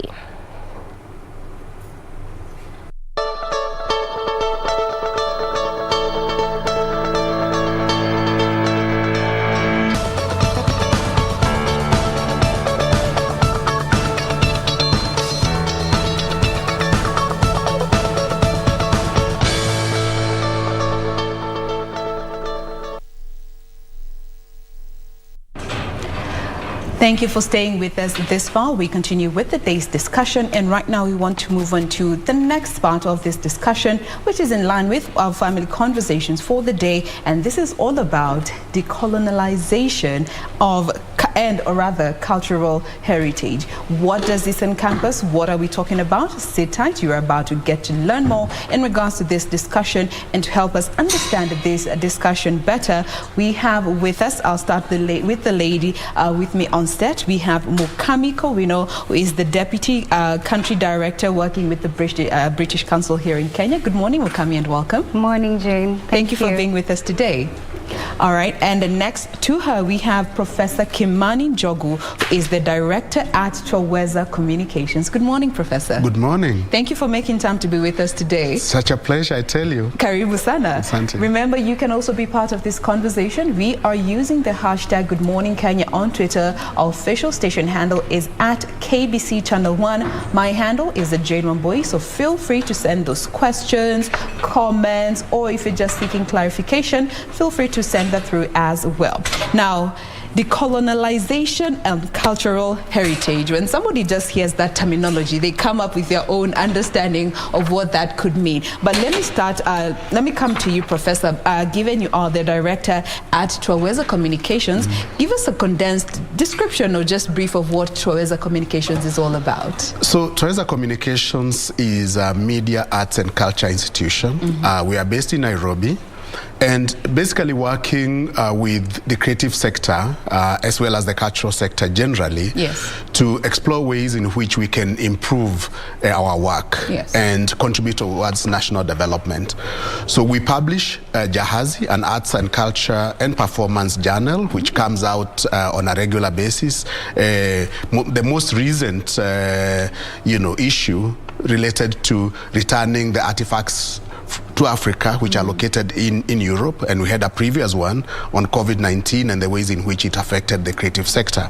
We also work very closely with government agencies, so the Department of Culture, for example, to really help them again come up with policies and regulations and frameworks to enhance the culture, the creative sector, as well as working with the Kenya Copyright Board to ensure that our creatives are also getting the benefits from their creative work. So we work in these areas. We also do research on arts and culture as well as media. I mean, with regard to media, for example, example, we have built a framework for protection of journalists in situations of conflict and so on. So we have a manual that actually supports journalists, guides them around. So that's what we do. Of course, I mean, my training is in Kiswahili and African languages. So we work quite deeply with our languages to enhance their role in national transformation. So that's what we do at Weza Communications. Fantastic. So tukianza kuongea Kiswahili nitakuwa nimebobea kabisa. Fantastic. Now let me come to you, Mukami. You're the Deputy Country Director working with the British Council. Tell us a bit about the department that you represent. Thank you.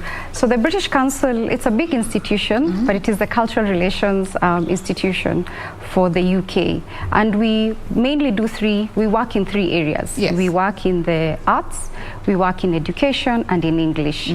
So in the arts, which is what we're here to discuss, we support a lot of work on cultural heritage for inclusive growth, cultural protection fund that looks into protecting, preserving, conserving what we have, and we'll of course get into more details around this. But we also support creatives in a lot of work to do with creative enterprise. We have got funds. We are working in partnership with other organizations to support creatives across not only just Kenya but the wider East Africa, for them to be able to reach their best potential. I mean, we have fashion, we have got music, we've got film. There is so much that is in that area. And in the Department of Education, we are doing a lot of work with universities, supporting them in innovation, in technology, how they're able to transfer this, not only engaging at the policy level and at an institutional level, but also for it to get down at the student level for them to understand. There's also some work we do around schools, supporting institutional development, professional development of teachers, working with Ministry of Education. There is a lot there. And of course, English. I mean, it is the British Council. You know? Yes. So getting as many people as possible to not only understand the language, but also the professional examinations around the IELTS. Beautiful. Yeah. Now that brings us now to something that you have both mentioned, which is the center of this conversation today, all about culture and heritage and just how we can make it more accessible and preserve it. Let me start with you, Professor. What you are working together with the British Council in regards to this project, but where did it start from? What is the background on this particular project? So we are, as an institution, very interested in the phenomenon of decolonization because of our understanding that before Europe got into Africa, there existed cultures. So, you know, the pre-colonial cultures. Pre-colonial Africa. Yeah, pre-colonial Africa. Yeah. It had a vibrant culture, it had kingdoms, it had all sorts of things that it was doing. It had its foods, it had its values and systems and so, and institutions that kind of governed that. So at the institutional level, we are very, very interested in this. And then, of course, there is the encounter with Europe, the colonial period, you know, which had a fundamental effect on us in terms of introducing other values, including the English language, you know, for example, as well as institutions of the state and so on. And then, of course, the post-colonial period where we, as Kenyans or as Africans, are kind of in charge of the state, as it were. Okay?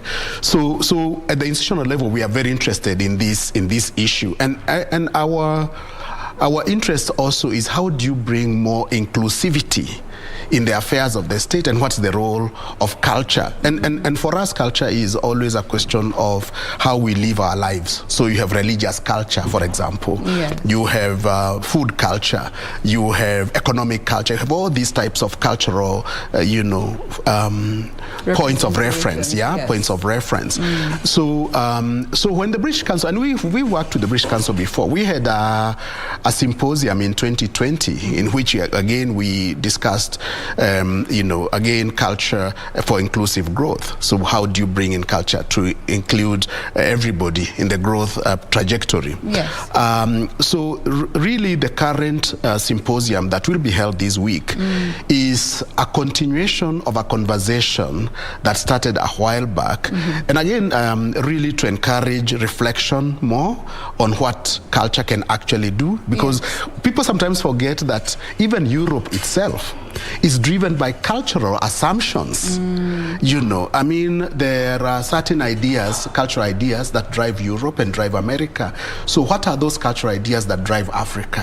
And how can we make those ideas more inclusive, even as we are interrogating the bad aspects of our culture? Because we need to interrogate those also. We need to be honest with ourselves. Yeah, we have to be honest with ourselves. And also with Europe itself. It needs to be honest with itself in terms of its history. They need to be also looking inside and saying, do we have space for decolonization of Europe itself? Or decolonization of America itself on account of its history? Do they know the whole history of their country, or don't they know the whole history of their country? So the conversation is really about what Africa needs to do to anchor culture, to understand it more, to include it in its socio-economic transformation, but also for Europe and the Americas, and as well as Asia really, also to think about the extent to which they are using culture and the extent to which they are using their histories to become better. So the essence is, how can we become better human beings by reaching out to each other and understanding each other? Going back to going back again, and learning from the past, because we can never run away. We have to be able to deal with it. You can, for example, say, the past was bad and so forth and so on, but there are certain critical aspects of that knowledge that needs to be at play now. If you look at what we have experienced with COVID-19, we know, for example, that people who have pre-existing conditions, diabetes, hypertension, and so forth and so on, some of those would have been dealt with or minimized by going back to our food systems, traditional food systems, which existed prior to the colonial experience. And maybe there's something to be learned there. Can we go back to our foods, to our traditional foods, and see, can they help us minimize the non-communicable diseases? These lifestyle diseases that we are currently struggling with. Yes. Now, let me come to you, Mokami. Given Professor has mentioned this is the second time working together, and maybe you can even just, tell us, what your experience has been representing the council in line with sharing the knowledge also with the rest of the team and just contributing to this particular cause in a way that actually resonates with the cultural targets that we're looking to get here. So working at the British Council, I think one of the things that we fully appreciate is that we have got a complex past. However, our futures are diverse, and we have got very many opportunities. We are not saying that we will not look back to see what it is that we can learn. And I mean, culture is all about that. It's about human experiences. We look at the past to see what has happened. Then we in the present are the ones who continue the heritage, the stories, the folklore, the songs, and we pass it on to the next generation. And so we see for ourselves here an opportunity. There is so much in our past. The mythologies, the stories that have championed a lot of our hero stories. When we are young, we are told about what has happened or what happened in your community, a relative you did not know, great-great-grand someone was a king, you know. You are the descendants of so-and-so. Yes. And sometimes these are things that are lost with our current technology. However, young people are going back, they're asking questions, they want to know more. With globalization, the world has opened up. We have more stories. If I use Netflix as an example, the Viking story is told. I mean, there are like 7 or so shows that are just focusing on that, and I'm only using one platform. But where are the stories of Shaka? Where are the stories of our Kenyan heroes? This is an opportunity that we have, first for that knowledge to pass from one generation to another, but also even with the entertainment, it's an opportunity to make money for the filmmakers, for the storytellers, but also continuing with the heritage, and it keeps changing because it's not static. And it is also influenced by what is happening in every year, every generation. And as Prof was making reference to the pandemic we are all slowly coming out of, we are surviving, is that it has also changed how we perceive our own culture. We are a social people. Never did we think that no greetings, you know, we need to actually survive. Distance. You need to wear your mask. You cannot have the social parties. I think the Christmas for 2020 was so depressive because so many people did not have an opportunity to do those traditions for your family, the mbuzi, the get-togethers, just the different things that we do. So there is an opportunity here to work with communities, and that what is most important for us is that this work is people-centered. Working at the British Council, I'm very alive to the fact that it may come off as, so the colonialists want to tell you what to think, what to do. No. It's driven by the people themselves. These are the conversations we want to have.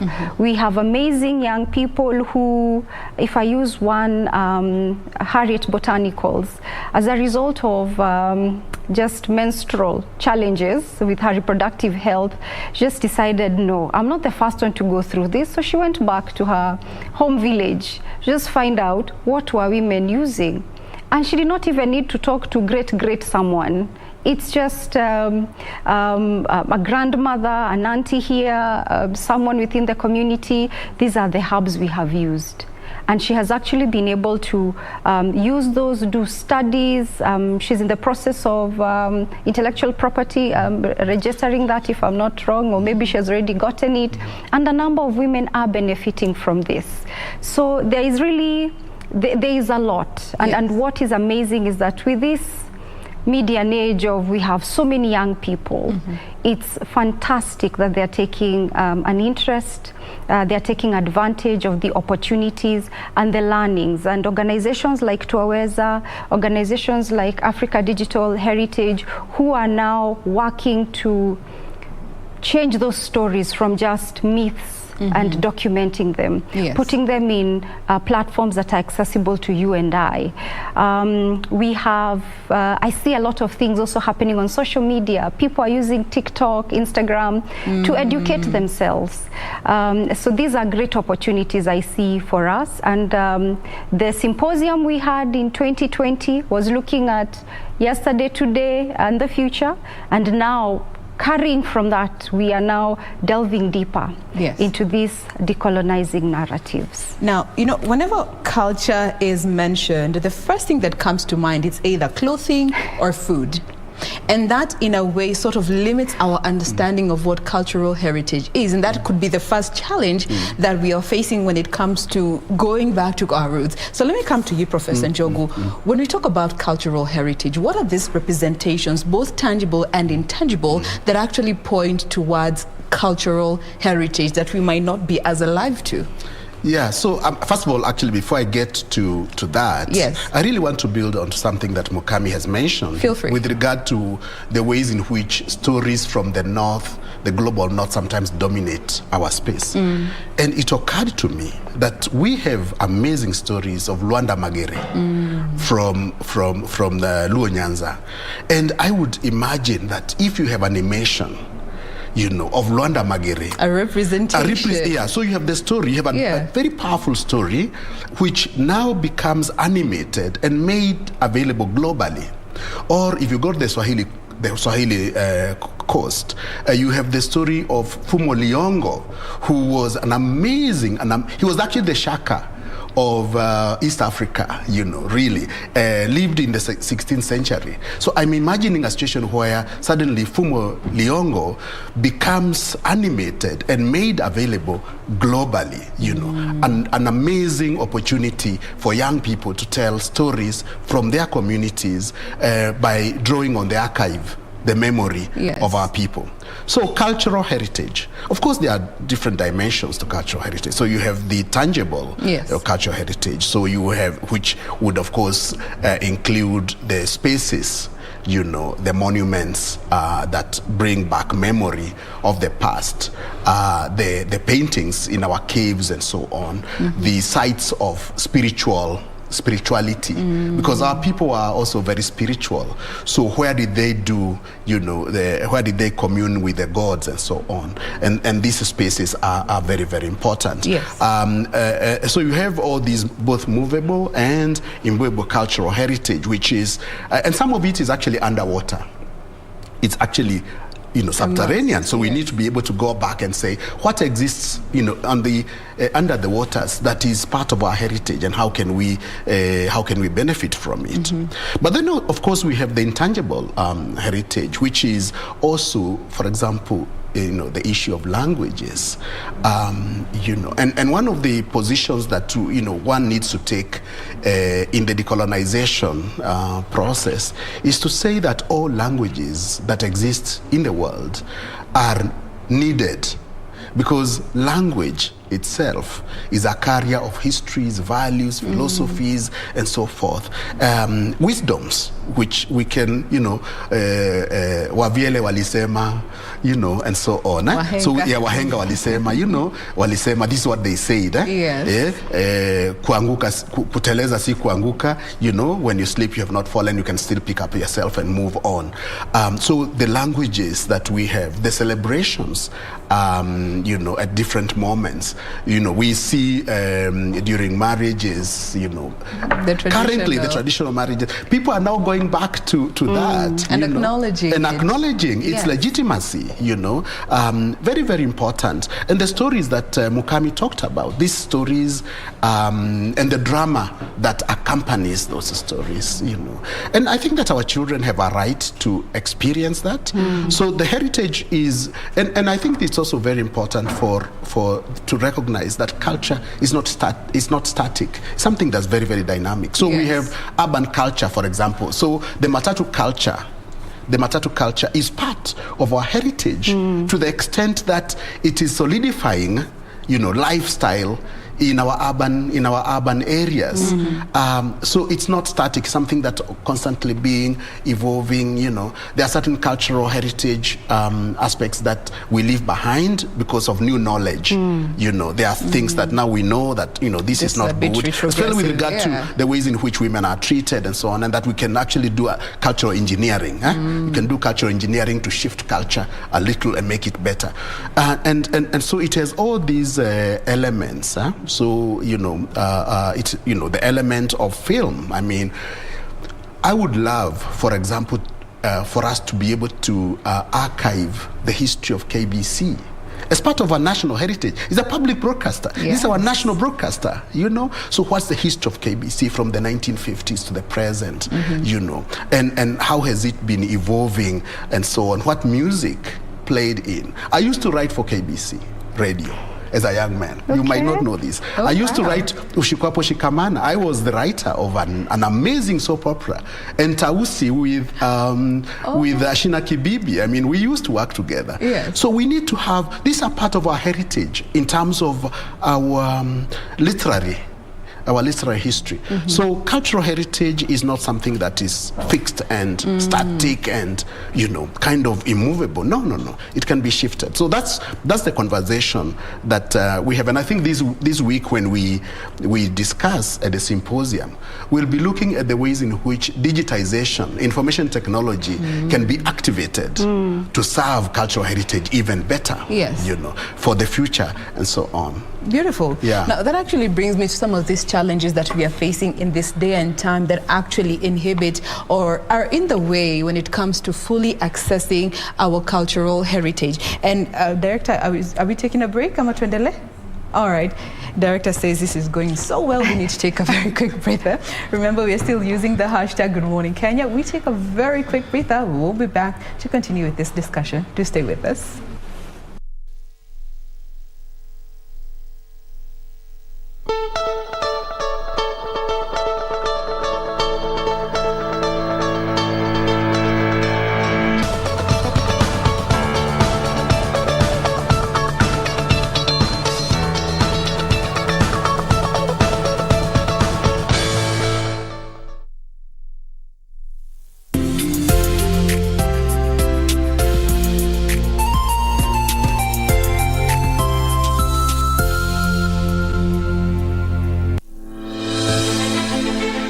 Are you an aspiring candidate in the upcoming general elections? Do you want your agenda and manifesto to reach your voters effectively? At KBC, we have the most comprehensive and credible online platform that has profiles of all prospective candidates. Log on to www.kbc.co.ke/2022 aspirants and let Kenyans know more about you, your past achievements, your manifesto, and your development agenda once you get elected to office.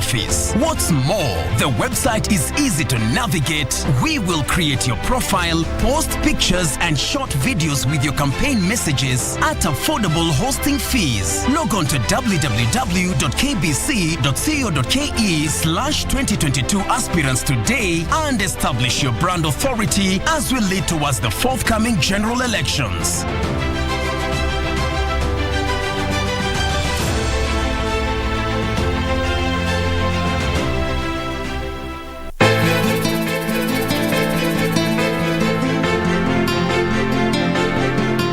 Nyumba umegeuza klabu. Hasa wewe shida yako ni nini? Tuambie ulikuwa na shughuli gani usiku mzima? Sijielewi. Nasikia ovyo ovyo tu. Ni maswali gani ulikuwa unamuuliza mama pale chini mezani? Haikuhusu hiyo. Una vita vikali na bado hujajua kujikinga. Muda wote huu kwa umekuwa kiniada. Nihusu mimi. I don't care. I don't care.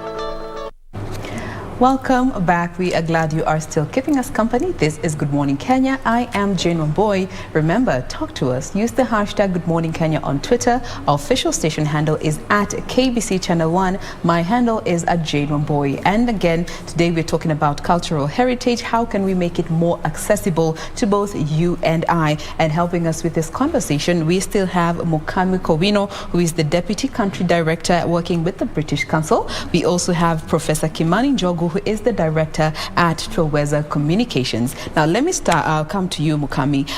Just before the break, we wanted to get into the next aspect of this conversation, and this is all about the gaps that have been identified when it comes to access to cultural heritage and the whole, this whole side of the divide. And I want to start with something that you had actually mentioned a bit earlier in line with globalization and westernization, the fact that the world has become a global village. Yeah. How has this, stood in the way in one way or the other when it comes to accessing cultural heritage?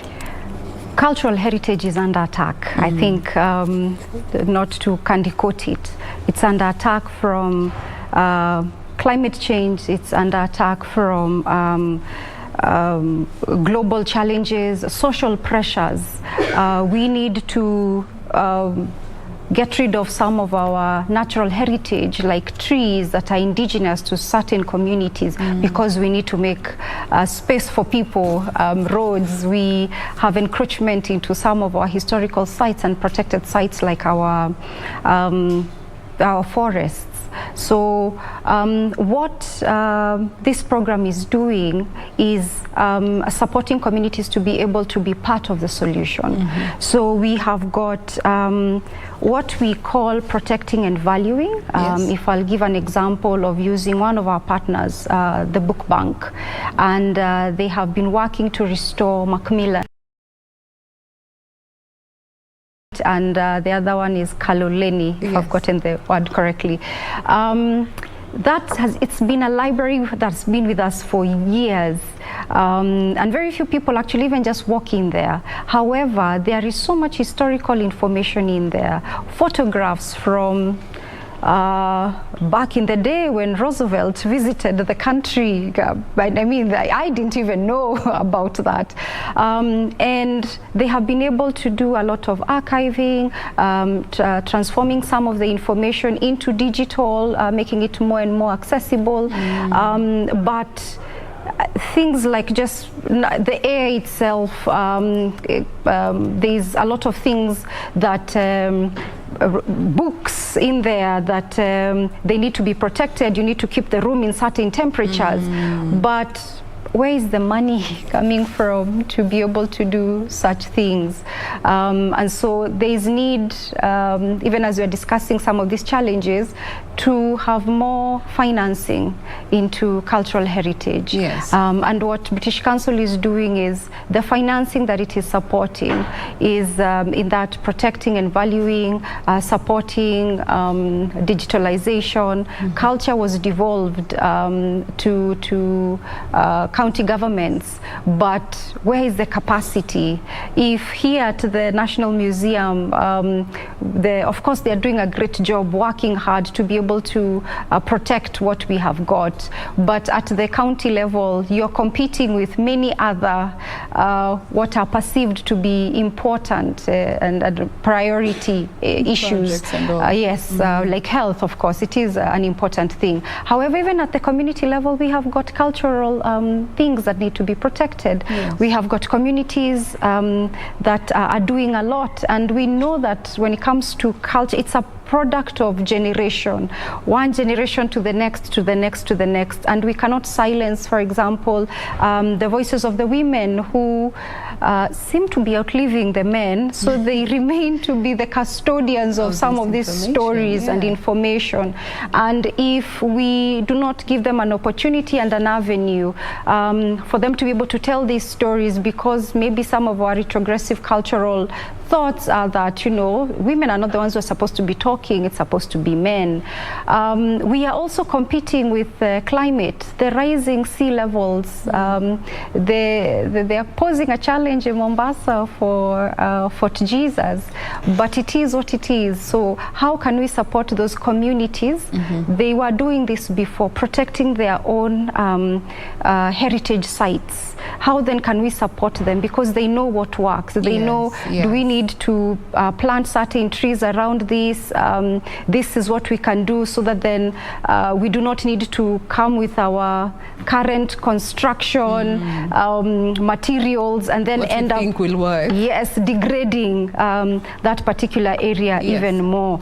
And we also worked with the HIVA fund. They were supporting, giving seed grants to a number of smaller cultural activists, let me call them that, for them to build more, strengthen the knowledge that they have. And because younger people are now more into the digital space, then they are able to digitize it and even move more into creative entrepreneurship.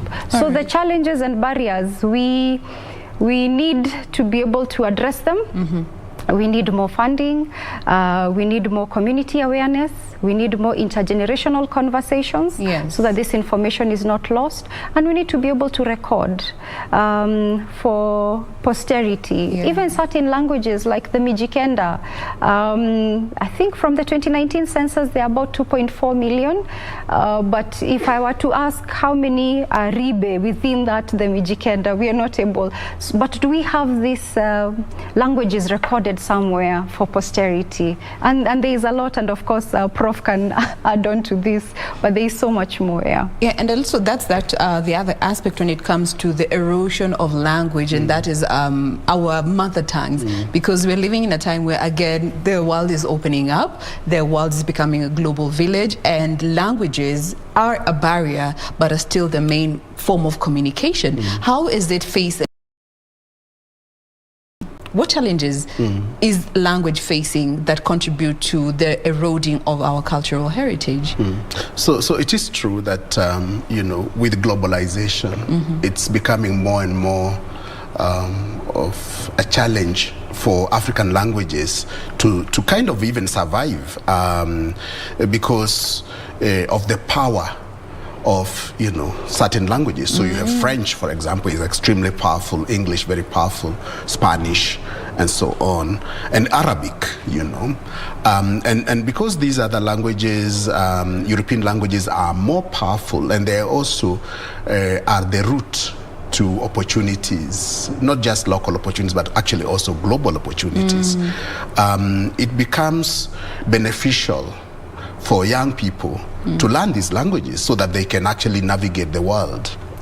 Now, so what happens in that case is that you end up having a hierarchy of languages. So, you know, certain languages are more powerful, they are more prestigious, they have bigger status and so on. And then others are less so. They have less status, less prestige, and less opportunity. And within that type of situation, because of the competing, you know, interests, people tend to discourage the learning of African languages, or, you know, which are really also very, very critical. And you know, the way to deal with this in terms of increasing access to the knowledge that is found in African languages is really to provide an opportunity for young people to learn these languages wherever they are, and that we are consciously transferring, you know, these languages within the educational system, for example. And you know, I studied linguistics, and I know that you can master numerous languages without any language undermining the other. So you can be very proficient in 10 languages and be able to navigate with those 10 languages easily. Of course, people tell me, you know, but Kimani, our kids are already overburdened. You want them to learn African languages. They're already learning too much.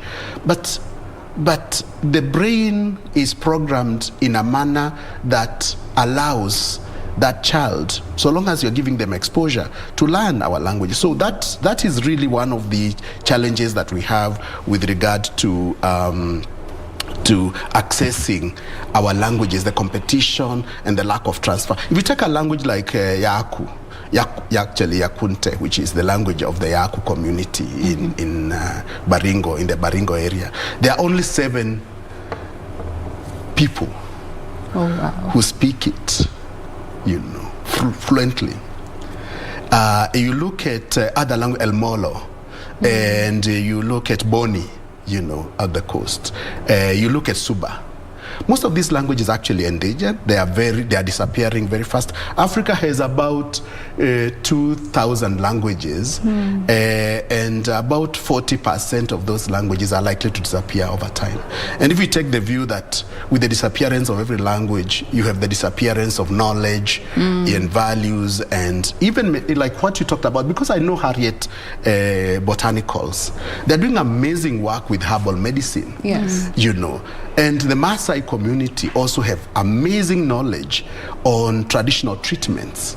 You know, once that language disappears, we don't have access anymore to that knowledge, you know. So I think with regard to how we can increase access is to look back at our educational system and to say, okay, so this is the educational system that we have.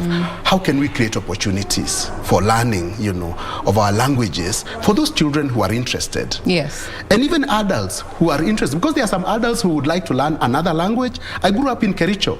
I would love to be very proficient in Ekegusi, you know, because I speak Kipsigis, you know, a little bit, and I speak a little bit of the Luo, and I speak a little bit of Gikuyu and a few other languages.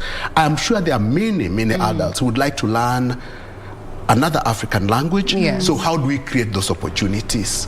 And I can tell you, within 3 months, if you are given the opportunity, you can actually learn the language, and you can be very proficient in it, and you can tap onto that knowledge system. So that's work to be done. It is work to be done. You know, one thing that I know the ministry is actually doing, just looking at this term that the kids have closed, it was part of the NEC requirements for every school under the CBC curriculum in grade 3.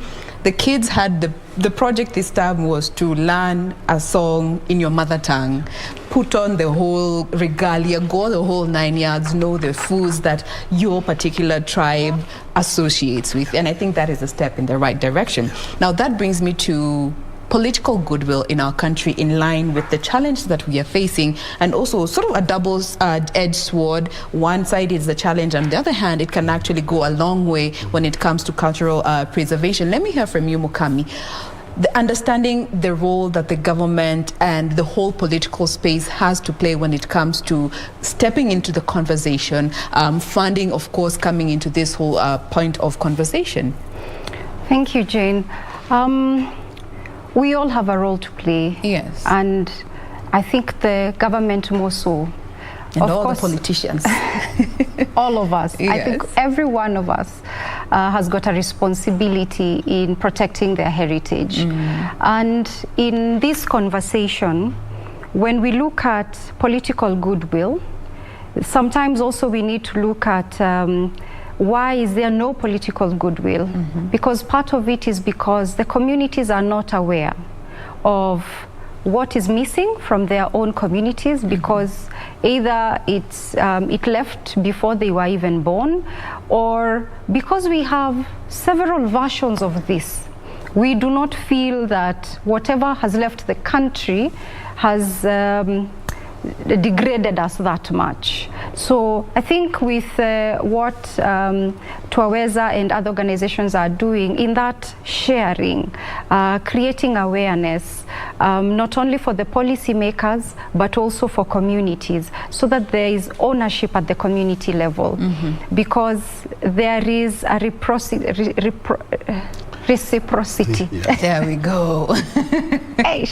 It's too early in the morning. It is well. It is the communities do a better job of holding their own leaders accountable than non-governmental organizations who will come and leave, because then they will continue with this. And this is one of the best things about devolution, is that once you have built the capacity of this community to understand at the ground level, yes, that this is what you require, this is what is missing, there is a part of your heritage that is not there, then they are able to keep their own leaders accountable, they are able to make demands. It is that citizen civic participation that they require. Yes. So that when we are doing the county integrated development plan, now that we are going into new governments, for majority of them, you will voice out that we have got the following heritage sites, or we have got artifacts, we have got songs, we've got stories that require this kind of support.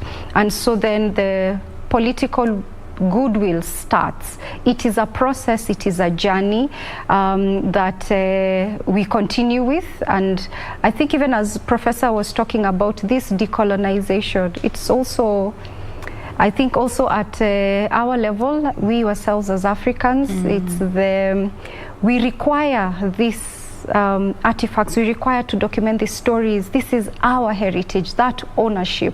And insistence that the older generation communicate, continue to share with the present generation, and this present generation shares with the future generation. This is how we're going to get it. Beautiful. Yeah. Now, as we bring to close this particular aspect when it comes to challenges, and I'd like just to hear from you, Prof, very briefly.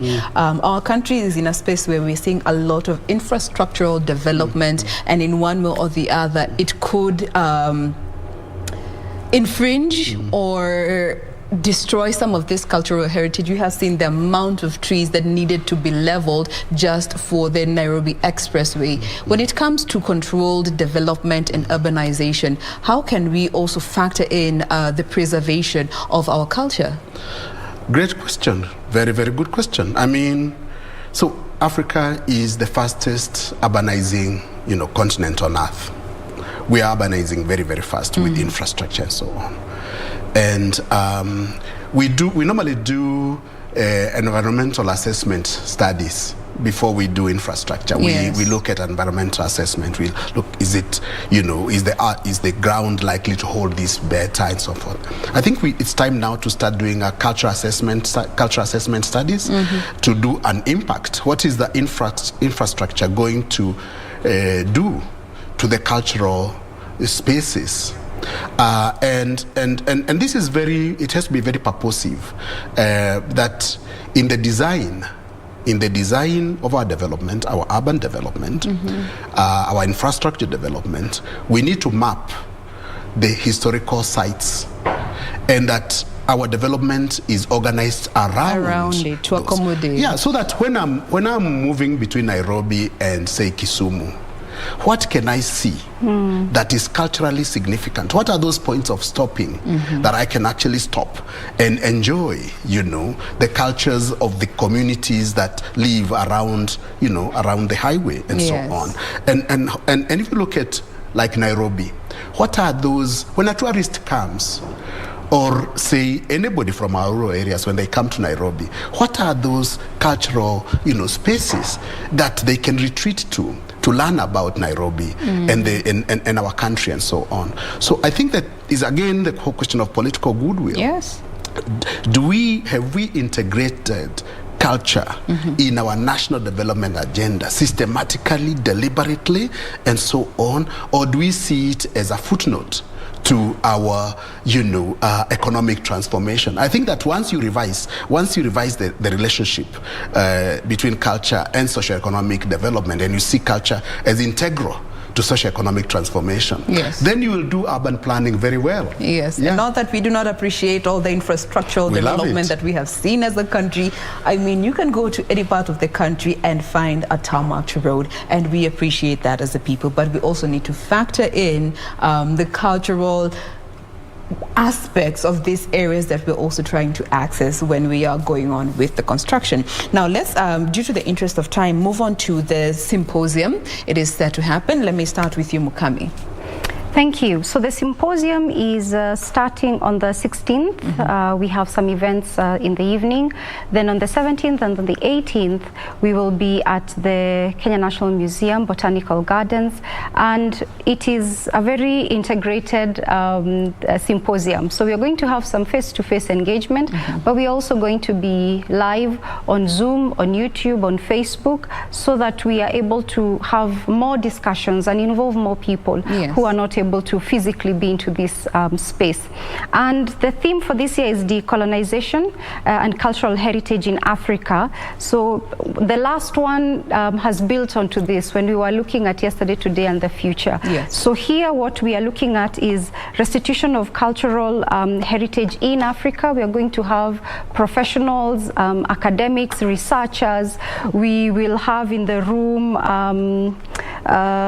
practitioners themselves. It will be a very intergenerational conversation that also will look into issues of community engagement when it comes to heritage in Africa. How do we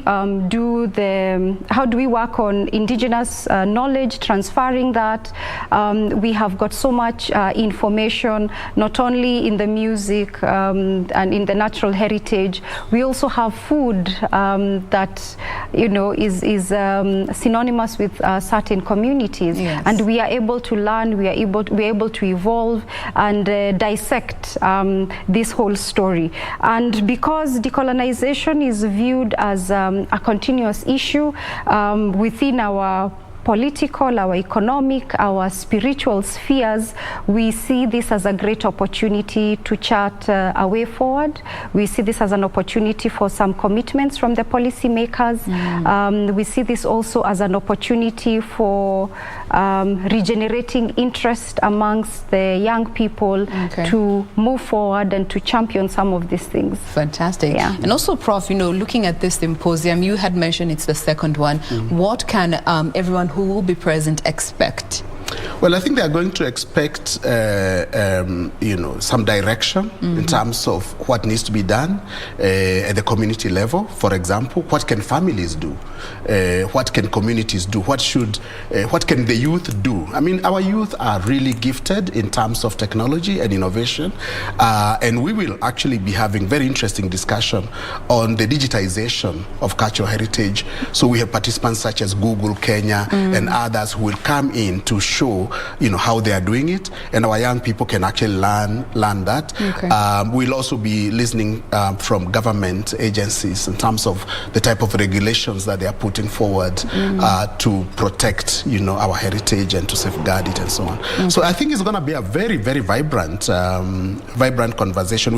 We've hooked in people from the diaspora. So we have participants, we have at least voices from the UK, we have voices from Australia. The voice from Australia is actually a Kenyan who is based in Australia, and we have a West African based in the UK who will also be in conversation with us. So I think they will expect a very dynamic, they should expect a very dynamic conversation that starts paving the way to ways in which cultural heritage can become really part of our national transformation. All right. Yeah. Now, as we close this conversation, you know, somebody is watching it, they're like, okay, Twaweza Communications, the British Council, these are grand entities championing this conversation around cultural and heritage conservation. But as a common mwananchi, what can I do? Where can I start? What would you advise when it comes to such? The little things that we can do that add, you know, haba na haba hujaza kibaba. I think I would say one of the, what is closest to you, I'd say start sharing. It's in the talking, it's in the connections, in the exchange of information and ideas. Whatever has been your heritage, what you know to be your heritage. Also, I'll encourage people to become a bit more inquisitive. Ask questions, find out how it was done. Before social media, how was it that people were communicating? We were told in school about smoke signals. How did they direct those smoke signals? And I think one of our greatest treasures as a country is as a result of heritage. Our national anthem was a Pokomo lullaby. So I forget his name, Prof, you could remind me, the one who wrote it. I can't remember. Is that he had a lullaby, it stayed with him, and when we were writing the national anthem, that is the tune. It is one of our greatest treasures as a country. Oh, wow. So you never know, your greatest hit might just come from your culture. For young people who are always on TikTok and all these other socials. So there are great opportunities as we look into our own culture. And also the same question to you, Prof, the little things that we can start to do in the spaces that we are to, that contribute towards the conservation of our cultural heritage. I think the starting point for me is attitude. To say, let's shift our attitude and see our heritage not as something that is meant for tourists. It's something that's meant for us. And that it's rich and it has dignity and that we can access it. So we change our attitude towards cultural heritage. And then let us document. Because, you know, we live in very different spaces. Can you seize the opportunity of where you are to start documenting and recording that which exists? Many of us have smartphones. Can you record the stories of your community using the phone that you have, the stories that you hear, and let's archive that. So these are little things that you can actually do. Learning another language, not just your mother tongue, learning yet another Kenyan language, you know, even just the greetings and so on. That's also good. So there are those little things that we can actually do individually that will have the cumulative effect of really putting culture at the center. The country has a National Culture Day, you know, which was declared by cabinet. Can we on that day celebrate our culture, you know, wherever we are, instead of letting it just pass by? All right. Yeah. It starts with the little things. Even as parents, learn to say some words or two to your children in your mother tongue so that they can actually know this means that. My daughter knows shamora. She knows what it means. But that point we have to bring this conversation to a close. We have been talking all about making cultural heritage more accessible to both you and I, and the role that we all have to play. We have been speaking with Mokami Kowino, who is the Deputy Country Director working with the British Council. We also have Professor Kimani Njogu, who is the Director at Twaweza Communications. Thank you very much, lady and gent, for being with us today. Thanks for having us. All right. Now, we are not done with Good Morning Kenya. We take a very quick breather. We will be back with the next discussion. To stay with us.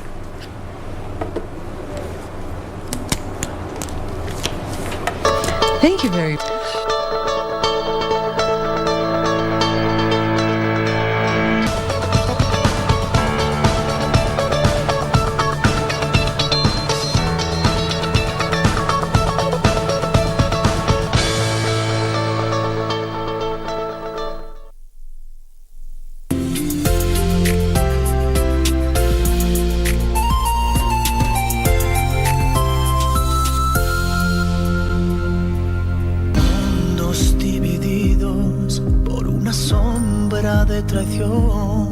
Is it true that Mariela didn't marry me because she's in love with you all this time?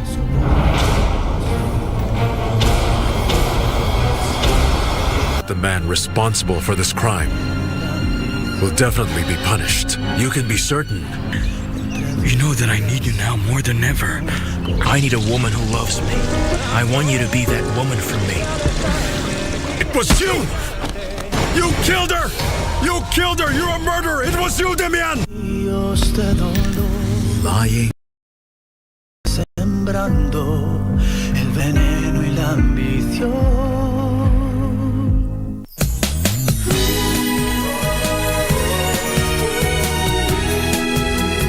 In the future, we've got to stick together and live a better life. Pinky and I are already divorced. She has nothing to do with me anymore. I only have one son right now, and he's Sean. I don't know why you're being so stubborn. Are you with Pinky right now? Listen, I'll talk with you later. I gotta go. Helen, congratulations. You look amazing today. I'm sorry. The bridegroom may be a bit late. It's okay. He must be on the way. Jack, be careful! Pinky doesn't know how to swim! Jack, hurry and save her!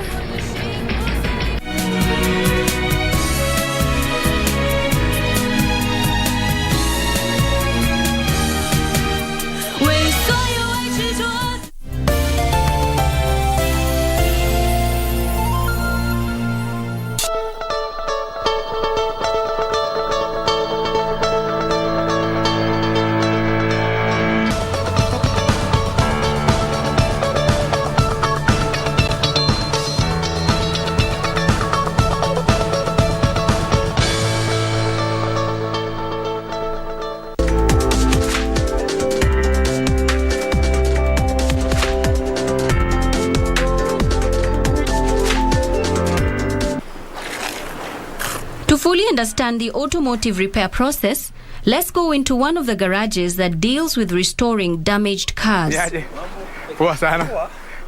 When the gates open to a client, the car is immediately booked and documented. In this stage, the mechanic also inspects the vehicle to assess the damage. We inspect the vehicle, we write everything the client wants us to do. After that, we begin the process. Step 2 is the disassembly or the tearing down of parts to prepare the vehicle for repair. When I say stripping the car, we first remove the number plates. After removing the number plates, we remove the headlights, the bumpers, So the reason why we are removing the headlights and the bumpers is to be sure with the panels, the right fitting, the right setting, then we start panel beating. Next comes the sanding before the paintwork begins. We use sandpapers, and the sandpapers are fine sandpapers, but they have different grades with different levels. Paint preparation is a very important step in the process. During this step, the paint specialist prepares the paint to ensure the highest quality finished product. So I have to check if there are pinholes, I have to check if the panel beaters did a good job, if the preparation guys did a good job, so that I can give a go-ahead the car to be painted. Then comes the actual painting. We change the color of the vehicle if the client instructs us or requests us to do so. Once the painting has been done, the car is then buffed with a specific wax and polished. So there are different levels when you do buffing, polish, and color correction. We use advanced wax and polish. We use local products, but also import some other products to improve our results, to improve the shine of the vehicles. The car is cleaned at every stage of the buffing. So after final polish, we clean the car again without soap. If the client wants the car to be ceramic coated, we will ceramic coat. Thereafter, it is inspected, and if confirmed to have been restored to its pre-damage condition, the work is termed as complete, awaiting pickup by the owner. And that is the process of automobile body repair. Reporting for KBC from Ngara in Nairobi County, I'm Nisi Emano.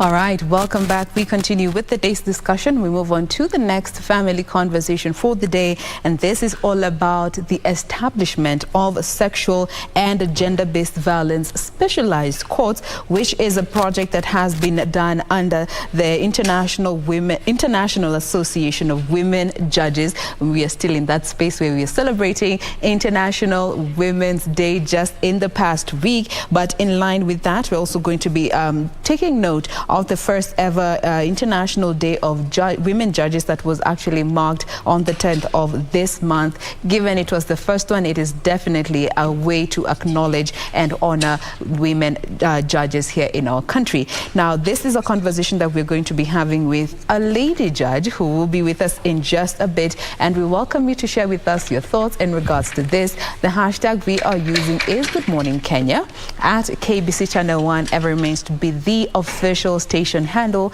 My handle is at JaneMoboy. If you have any questions in regards to this conversation, feel free to send them through. We will be addressing them as and when they do come in. I know you've already gotten a sneak peek of who our guest is this morning, but let me now just rope her in. Again, as I mentioned, we have a lady judge with us in this studio this morning. That is Lady Justice Maureen Anyango, who is the principal judge at the Employment and Labor Relations Court. Good morning. Good morning. Thank you so much for being with us today. Thank you for welcoming me to Karibu sana. Now, first things first, we want to start to even help our viewers understand what the International Association of Women Judges, the Kenyan chapter specifically, is all about, because for some of us, they didn't even know there was an association for women judges. Tell us a bit about it. So the International Association of Kenya, the International Association of Women Judges, the Kenya chapter, is actually an old association. It was established in 1993. Yes. When there were only 2 women judges in Kenya, that is Lady Justice Effie Owuor and Lady Justice Joyce Alwoch. And even the magistrates were very few. The women magistrates were very few. So it was started by the 2 judges, lady judges, and Justice Nambuye, Roslyn Nambuye, who is still in the judiciary. Yes. She's now the senior most judge in the judiciary. She's in the Court of Appeal. The other two, Justice Effie Owuor and Joyce Alwoch, are since retired. But now we have quite a number of judges and a number of magistrates. In fact, the magistrates are the majority because magistrates are generally more than judges. So the judges, we have a total membership of almost 200 of women judges and magistrates, spanning all the way from the Court of Appeal to the magistracy. So there are members in the Court of Appeal, members in the High Court, and courts of equal status, and then we have membership among the magistrates. We even have male judges who are our members. Oh wow, supporting the cause. Supporting the cause. Now, what are the main functions? Maybe you could just tell us a bit about that. The main function is to advocate for justice for women and children. And also, for women means women in the judiciary, women in the justice sector, and then women in At general, large, yes. and the children. Children, we do not. We represent all children, not just women. I mean, girls, but also boys. Okay. Yes, because when they come to the judiciary, it's a strange place for them. They are lost, so they need guidance. They need support. And that is why the women judges are fighting for their cause, promoting their cause. All right. Yes. Now, just going through the International Association of Women Judges, the main vision is anchored around gender equity and equality. We have social justice and fair representation. You know, looking even in this day and time, why are this vital for you as a lady judge? Our mission specifically says to promote access to justice for women and children through gender parity, development of jurisprudence, and awareness creation, and then empowerment and mentorship. Women are still not at the same level as men. So it is a cause that we keep fighting for. Yes. And then women have special needs that were never taken into account when the system was male-dominated. If you listen to Lady Justice Alwoch speaking, I have listened to what she says. When she was appointed, not just Lady Effie Owuor, when she was appointed, there was even no toilet for a woman judge in the judiciary. Oh, wow. So because she couldn't go to the male toilet. So you can see where we've come from. So there was a need to do that. Then women who come to court, some of them come with children. Some of them are pregnant. Some of them have other needs that are specific to women. Yes. The court corridors are dominated by men. In fact, if you look at the population of the people in any courtroom at any one time, it's dominated by men. So it is important for us to represent women. Then women are usually the ones who also cannot afford representation. So it's a place where they are completely lost. Yes. They are scared. So we want an environment that can give reassurance to them. Where possible, we are promoting advocates to represent them on pro bono basis. We are also creating, spaces where they can, breastfeed, where children can play while they are waiting for the court to start. And even small things like places where they can feel comfortable when they are in court, in the court station. Yes, because that has been one of the longest standing challenges for most women when it comes to the judicial environment. It's not very friendly. Even just leave the judicial environment, you cannot just find a woman peacefully breastfeeding a child without somebody coming and harassing them. And also when it comes to representation, that is also an area that so many women struggle with. Now, just last week, we marked the International Day of Women Judges, the 10th of March. Yes. You're already smiling. It was the first one that was celebrated. What did it mean for you? First of all, you will note that it was coming hot on the heels of International Women's Day. Yes, back to back. Celebrated on 8th. Yes. Then on 10th, we were celebrating the first ever International Day for Women Judges. So this was a day that the women judges wanted to be celebrated, and we wanted to celebrate not just judges but all the women in the justice sector. Yes. We also wanted to educate the public on what we do as women, the importance of women in society and especially in the justice sector. Yes. We want to showcase their girls and young ladies who would want to become judges. We want to mentor them. We want to tell them it's possible. And then generally we also want to create awareness about the challenges that women judges or women in the justice sector face. Yes. So those are the main issues we wanted to showcase on this day. Now, you had also mentioned that there are some male members in the Association for Women Judges. Yes. And also looking at this day of celebrating women judges, how can even the male counterparts be part of this conversation? Because we always hear people complaining, fine, we're talking about the women, the girls, supporting them. What about the boy child? Because they cannot exist in a bubble. How then do we also rope in our male counterparts in line with the celebration of women judges in the entire value chain? When we talk about gender, we talk about male and women. Yes. Society is composed of women and men. Society cannot be balanced without participation of both. So even as we are talking about the rights of women, we are not leaving the men behind. All we want is to pull them along so that they work together, because traditionally women have taken the back seat. We just want them to bring them to the table so that they sit with the men. So the men are not missing. They are already in the boardroom. Yes. They are already on the table. So what we are doing is to bring the women to sit with them on the table. So that's what we are doing. So we want a situation where when a man is talking, he's talking for both men and women. Yes. When a woman is talking, she is talking for both men and women, and not just looking at the gender issue in a lopsided way. That's what we are promoting. No gender is left behind. No gender is left behind. All right. Yes. Now that brings me to the project that, of course, was under the International Association of Women Judges, the Kenyan chapter, and that is the recently launched court in Shanzu, Mombasa, the Specialized Gender-Based Violence Court. Give us a bit of background towards this project. The specialized gender-based courts has been something that we've been fighting for a long time. This is because women who are victims of gender violence are traumatized. A traumatized woman does not want to be kept too long thinking about the trauma. Yeah. Yes. And it's like every time they go to court, they remember the trauma they went through. It's a trigger. It is re-traumatizing them over and over again.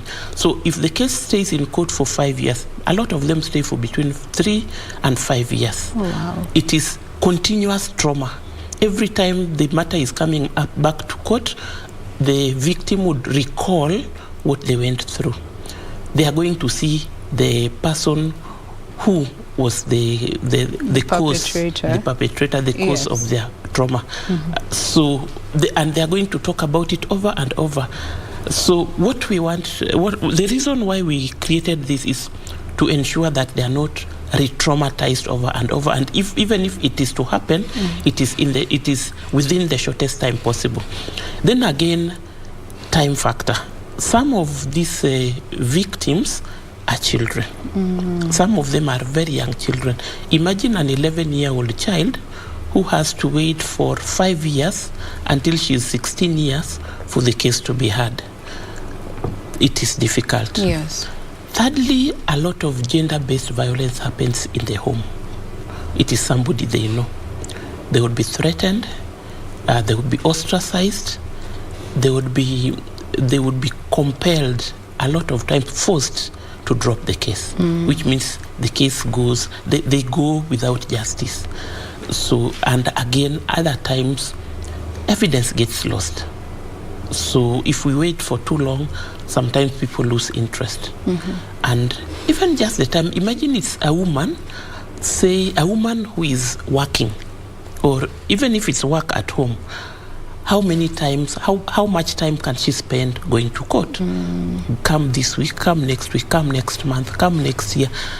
They drop off, they lose interest, or they just give up. So we don't want this to happen. That's why we wanted a specialized gender violence-based court, so that their cases can be heard as soon as possible. Again, if we have a special court, it will have special, for example, prosecutors, and that are specific to this particular cases. Yes, that are specific. Yes. We are also trying to teach people to be victim-centered, so that when you are dealing with this case, you realize that you are dealing with a fragile person and you do not want to make it worse for them. So we intend to also train. If we have already started, we've undergone training. Yes. We already started with the magistrates and the judges. We've done victim-centered trial, so that they know how to handle these people. You know what kind of questions to ask them.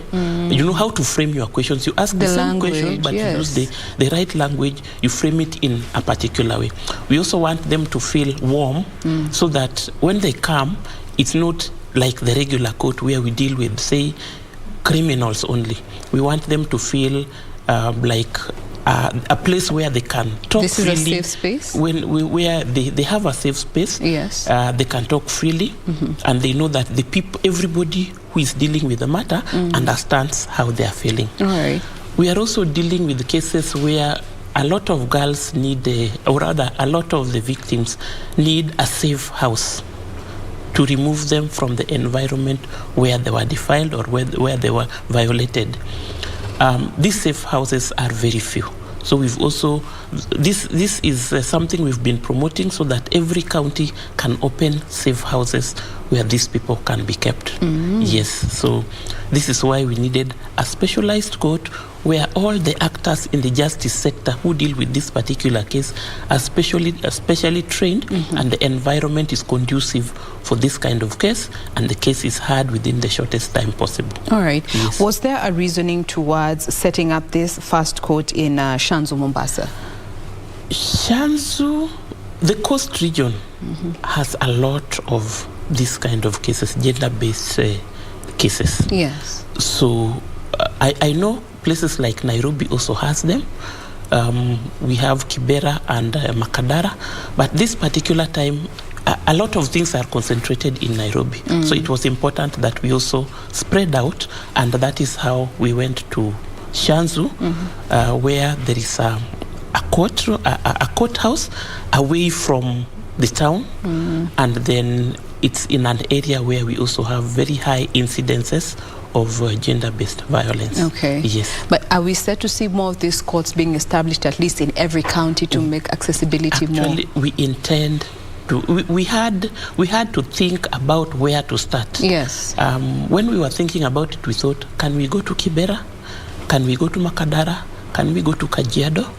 Eventually, we settled on Shanzu, but it means we still need it in Makadara, we need it in Kibera, we need it in Kajiado, we need it in every station, because gender-based violence is experienced all over the country. Yes. So we need it, perhaps for a start, we can start with the one at every county level, and then we spread them down on a needs base. We look at the place where there is concentration of the cases and take them there. Okay. And this will also depend on how fast we can get the facilities, because we need specialized facilities.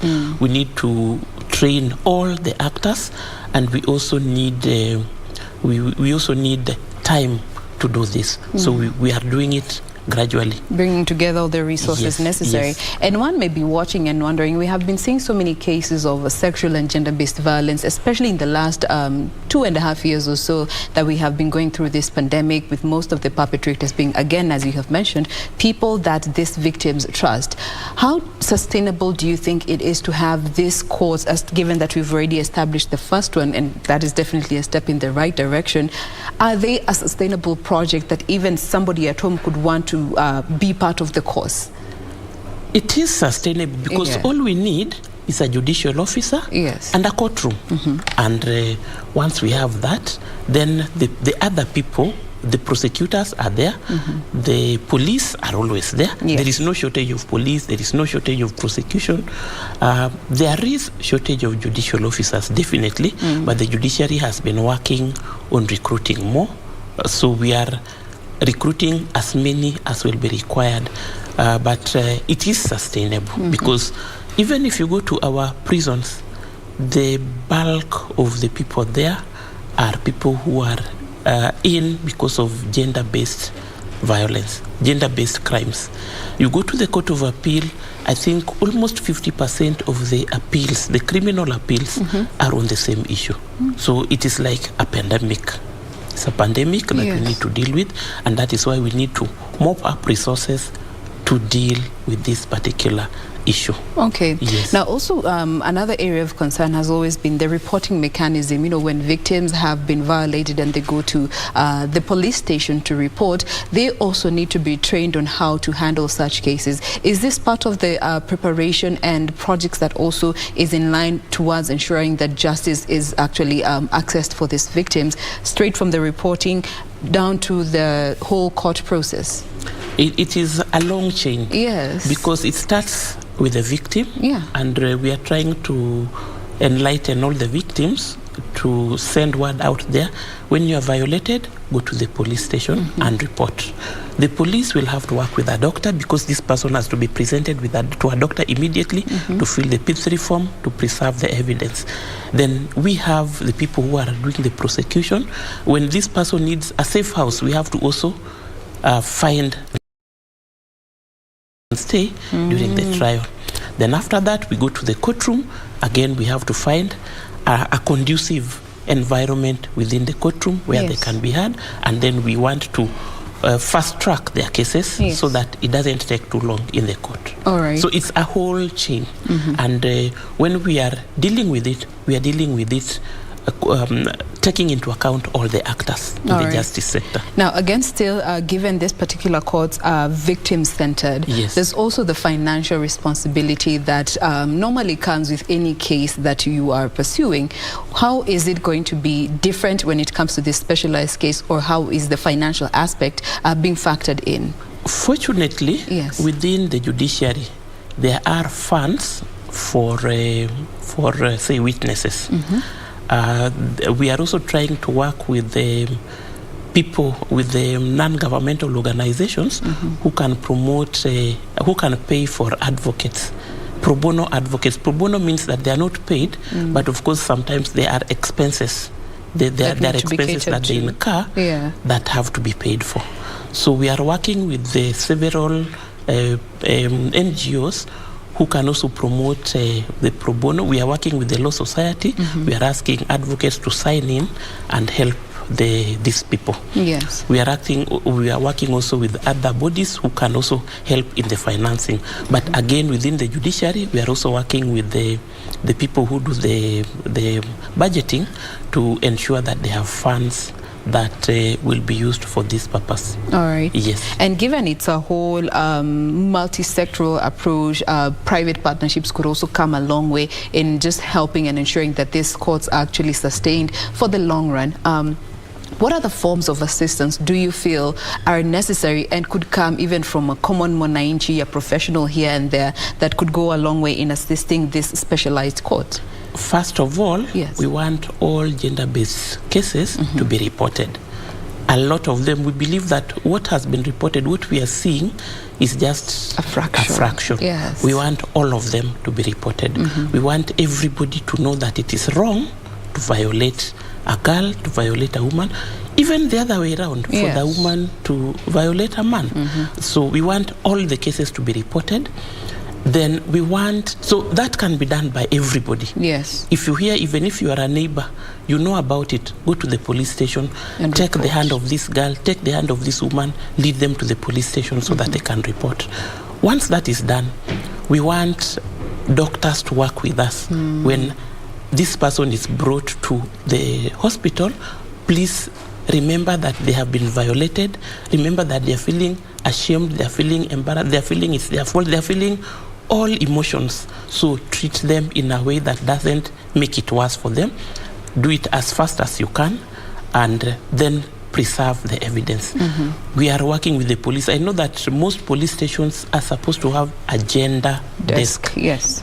Whether they are in operation or not, I cannot confirm, but I know there is that policy that there should be a gender desk. So we want the police to work with us so that they realize that there is this gender desk. They always have the P3 forms, and they are always in contact with the doctor who can deal with the case as fast as possible. We want people who can give shelter to these people.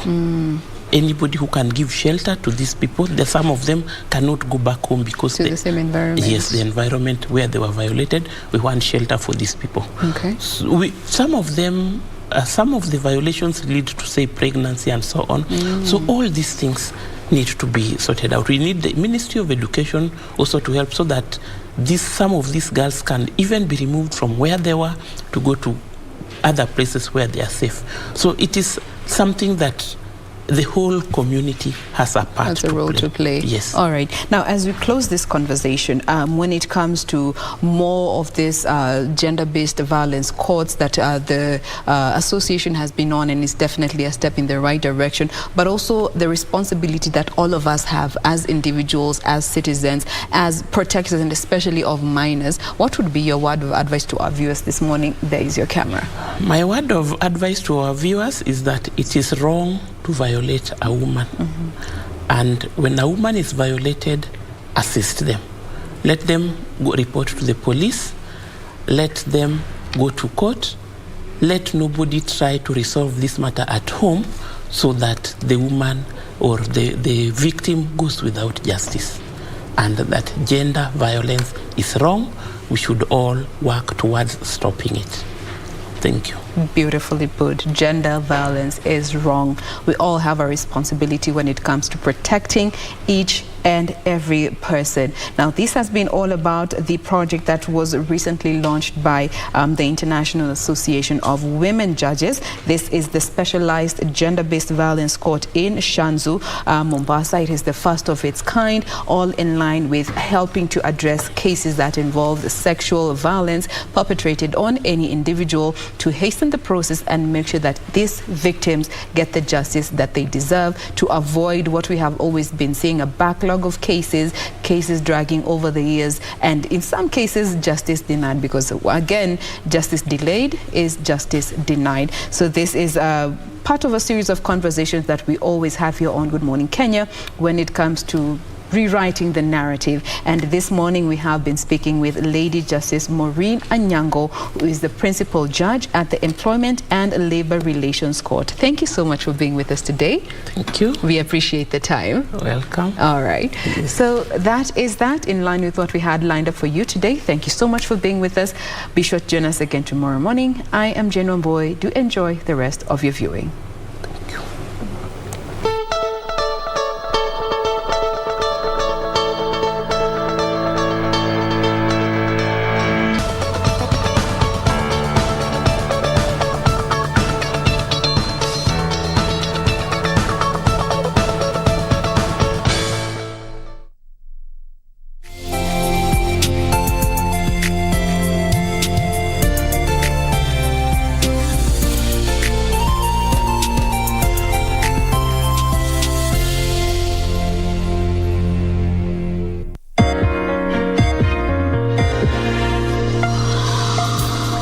Hii ni Mitikasi Leo, makala kutoka BBC yaliyomo. Baada ya kutengwa katika kushiriki uchumi wa dunia, ulimwengu wa michezo utalikiana na Urusi. Tunapigia kurunzi athari za vikwazo katika biashara ya michezo. Baadaye Kenya yaondoa vikwazo vilivyowekwa vya kudhibiti mlipuko wa virusi vya korona, na kisha tunaangazia hatua ya wanawake kushiriki siasa ili kupiga jeki ukuaji wa kiuchumi.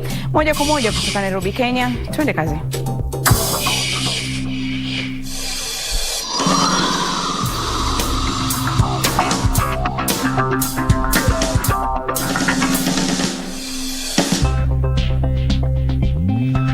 Hujambo na karibu katika makala inaangazia habari za biashara zinazokuhusu, uchambuzi wa kina na mahojiano. Mie ni Lidas Moshigadi.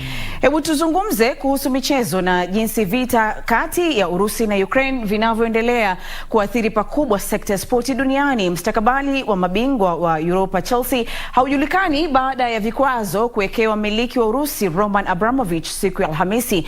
Bilionea huyo amekuwa akiongoza klabu hiyo tangu mwaka wa 2003, lakini jaribio lake la kutaka kuiuza klabu hiyo kwa takriban dola milioni 400 ilisitishwa na serikali ya Uingereza, ambayo kwa kwa sasa ili imezuia mali yake. Abramovich aliwekewa vikwazo na serikali ya Uingereza kama sehemu ya kauli yao kwa uvamizi wa Urusi dhidi ya Ukraine. Serikali inaamini kuwa bilionea huyo amekuwa na uhusiano wa karibu na Rais Putin.